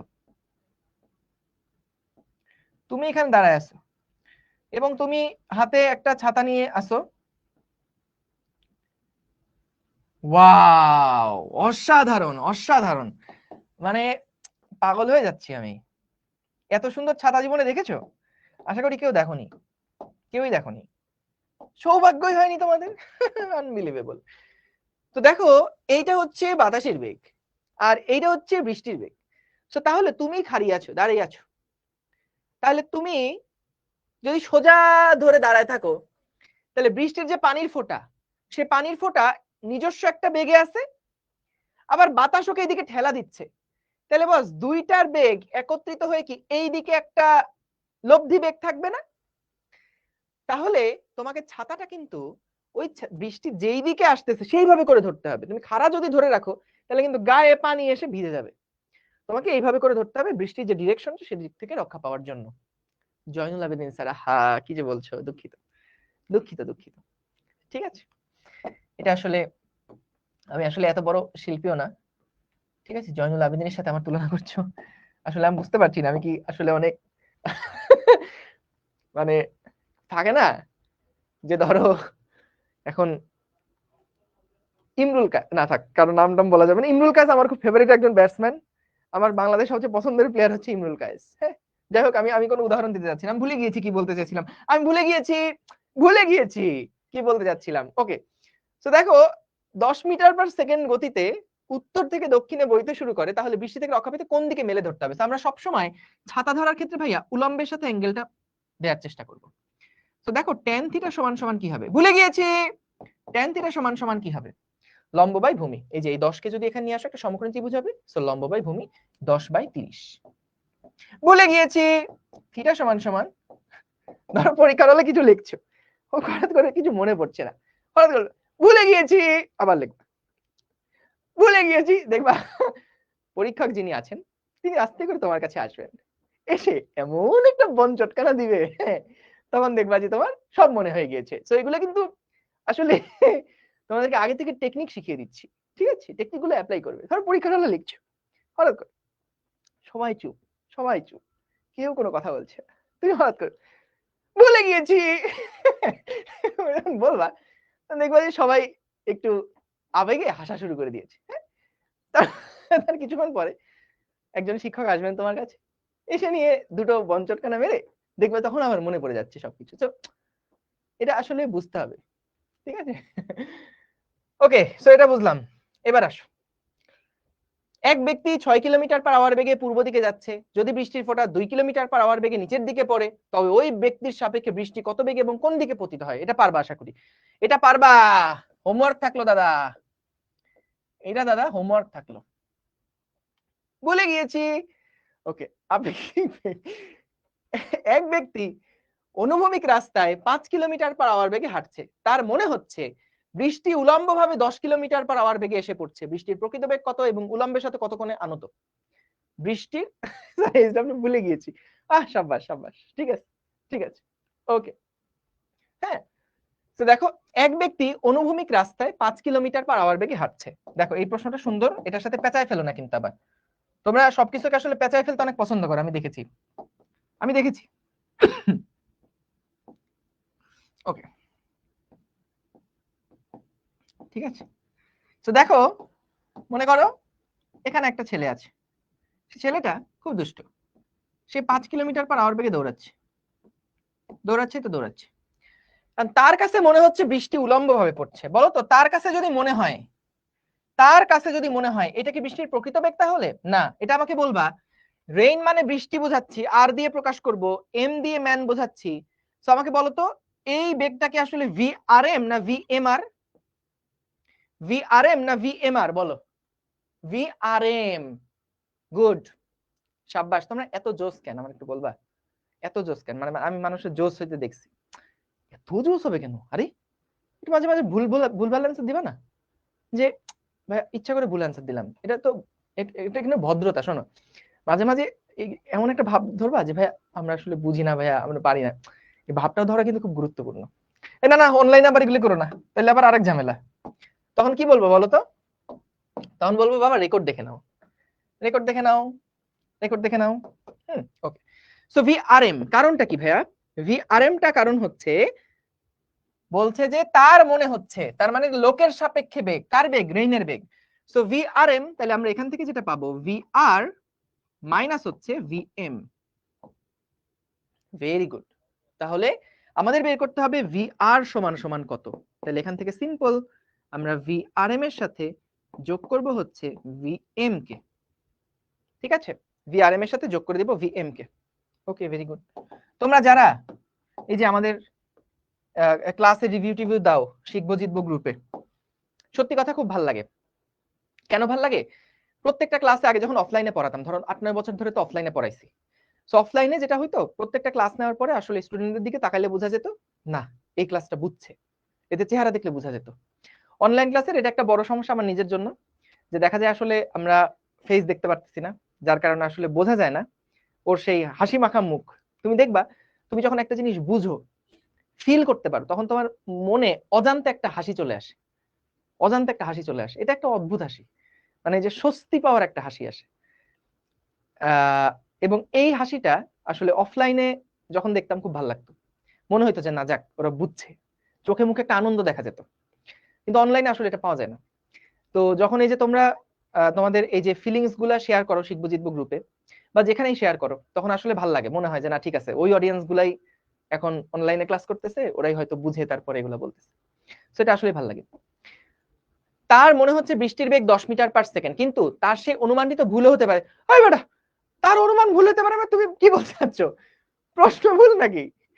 প্রশ্নে তো বলে দিছে ভাইয়া, প্রশ্নে যেটা বলে দিছে সেইটা তো আমাদেরকে সত্যি ধরে আগাইতে হবে। এখন কথা হচ্ছে যে তুমি ওই যে 9-10 থাকতে বাঘ শিয়ালের অঙ্ক করছো না, এরকম বলতে বলতে বলতো যে 2 মিটার দূরের থেকে একটা বাঘ দৌড়ায় একটা শিয়ালকে ধরবে, তো তাইলে কতক্ষণ পরে বাঘ শিয়ালকে ধরতে পারবে? এখন যদি প্রশ্নে ওইটা শুনে তুমি বলো যে ভাই বাঘ যদি পিছন থেকে আসে শিয়াল তো দৌড় দিবে, তো তাইলে ভাই এটা তো আর অঙ্ক হইলো না। আমার কথা হচ্ছে যে যেটা প্রশ্নে বলে দিয়েছে সেটা তো আমাদের সত্যি ধরে তারপর তাকাতে হবে বাবা। ঠিক আছে, বলছে ক্লাস কখন শুরু হবে? ক্লাস এখনো শুরুই হয়নি মুহতাসিম, তোমার জন্য বসে আছি, ক্লাস শুরু করিনি এখনো। এই কেবল কেবল কেবল গল্প করছিলাম। কোত্থেকে আসে এরা, কোত্থেকে আসে? ওকে দেখো কি বললো যে ক্লাস কখন শুরু হবে। ও পরের ক্লাস জিজ্ঞেস করছে নাকি? পরের ক্লাস 8:30 না ওদের? এটা এই ক্লাসে জিজ্ঞেস করবে কেন? এ কি, আমি তো ভাবধারা বুঝতে পারলাম না, আমি শুধু বাগধারাই বুঝে গেলাম। তো দেখো ভিআর সমান সমান ভিআরএম প্লাস ভিএম, সো এটা হচ্ছে আমাদের ভিআরএম, এটা হচ্ছে আমাদের ভিআরএম এবং এটা হচ্ছে ভিএম। তাহলে দেখো ভিআরএম আর এটা হচ্ছে ভিএম, তাহলে এই দুইটার যে লব্ধি, সেই লব্ধিটাই হচ্ছে কি আসলে বলতো? এটাই হচ্ছে আমাদের দুইটার লব্ধি ভিআর। তাহলে এটা হচ্ছে ভিআর। সো ভাই ক্যালকুলেশন আশা করি সবাই পারবা, যে বৃষ্টি উলম্বের সাথে কত বেগে করছে, কত মানে পড়ছে, আশা করি পারবা। পারবা না? সমীকরণ ভুল মনে হচ্ছে কেন? ভিআরএম সমান ভিআর মাইনাস ভিএম, সো আমাদের ভিআর বের করতে বলছে, ভিএমটাকে এই পাশে নিয়ে যাও, তাহলে তো প্লাস হয়ে যাচ্ছে। tan আলফা বের করবো না? অবশ্যই বের করবা। কত কোণে আনো তো, হাই রে, এই যে আলফা বের করো, এটা যদি আলফা হয় তাহলে ভাইয়া tan আলফা সমান সমান কত হবে? আমি বুঝতে পেরেছি, বুঝতে পেরেছি। tan আলফা সমান সমান লম্ব বাই ভূমি, সো এখানে হবে ভিএম এর মানটা কত? ভিএম এর মান হচ্ছে 5 আর এটা হচ্ছে 10, সো আলফার যে ভ্যালুটা হবে সেটা হবে হচ্ছে tan ইনভার্স 5/10। ঠিক আছে, ওকে। এবং সোনা পাখিরা বলো তো মানটা কত হবে? এই যে প্রকৃত বেগটা কত হবে?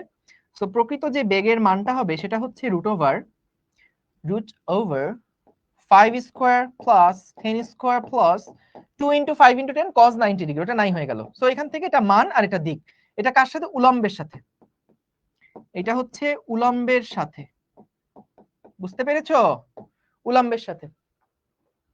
স্যার কালকে যশোর আসবে না, ও লিখে যাচ্ছে, হঠাৎ করে ঘুম থেকে উঠছে, ঘুম থেকে উঠে মনে হয়েছে ওহো আজকে তো শিখতে ক্লাস ছিল, ওহো কালকে তো আবার যশোরে আমার প্রোগ্রাম, যাই একটু স্যারকে বলে আসি, স্যার কালকে যশোরে আসেন স্যার।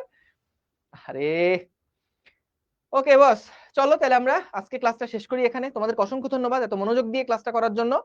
আমরা হচ্ছে, ও আচ্ছা পরের ক্লাসের জন্য জিজ্ঞেস করছে, পরের ক্লাস আধা ঘন্টা পরে। ভাই রুটিন দেখলেই তো এগুলা হয়, ক্লাসে জিজ্ঞেস করার কি দরকার রে বাবা। ওকে, সো থ্যাংক ইউ সবাইকে। কালকে আমরা আরো কয়েকটা সিকিউ প্রবলেমের জন্য এক্সট্রা ক্লাস আছে, কালকে সিকিউ প্রবলেম কিছু করব এবং দুর্দান্ত কিছু প্রবলেম আছে যেগুলো হচ্ছে গাড়ির কাঁচ ভেজা রিলেটেড। এই প্রবলেমগুলো আমরা দেখবো, এগুলো অ্যাডমিশন টেস্টে নরমালি আসে, সো সেগুলো আমরা এখন থেকে একটু দেখে রাখবো। তো অসংখ্য অসংখ্য ধন্যবাদ তোমাদেরকে এত মনোযোগ দিয়ে ক্লাসটা করার জন্য।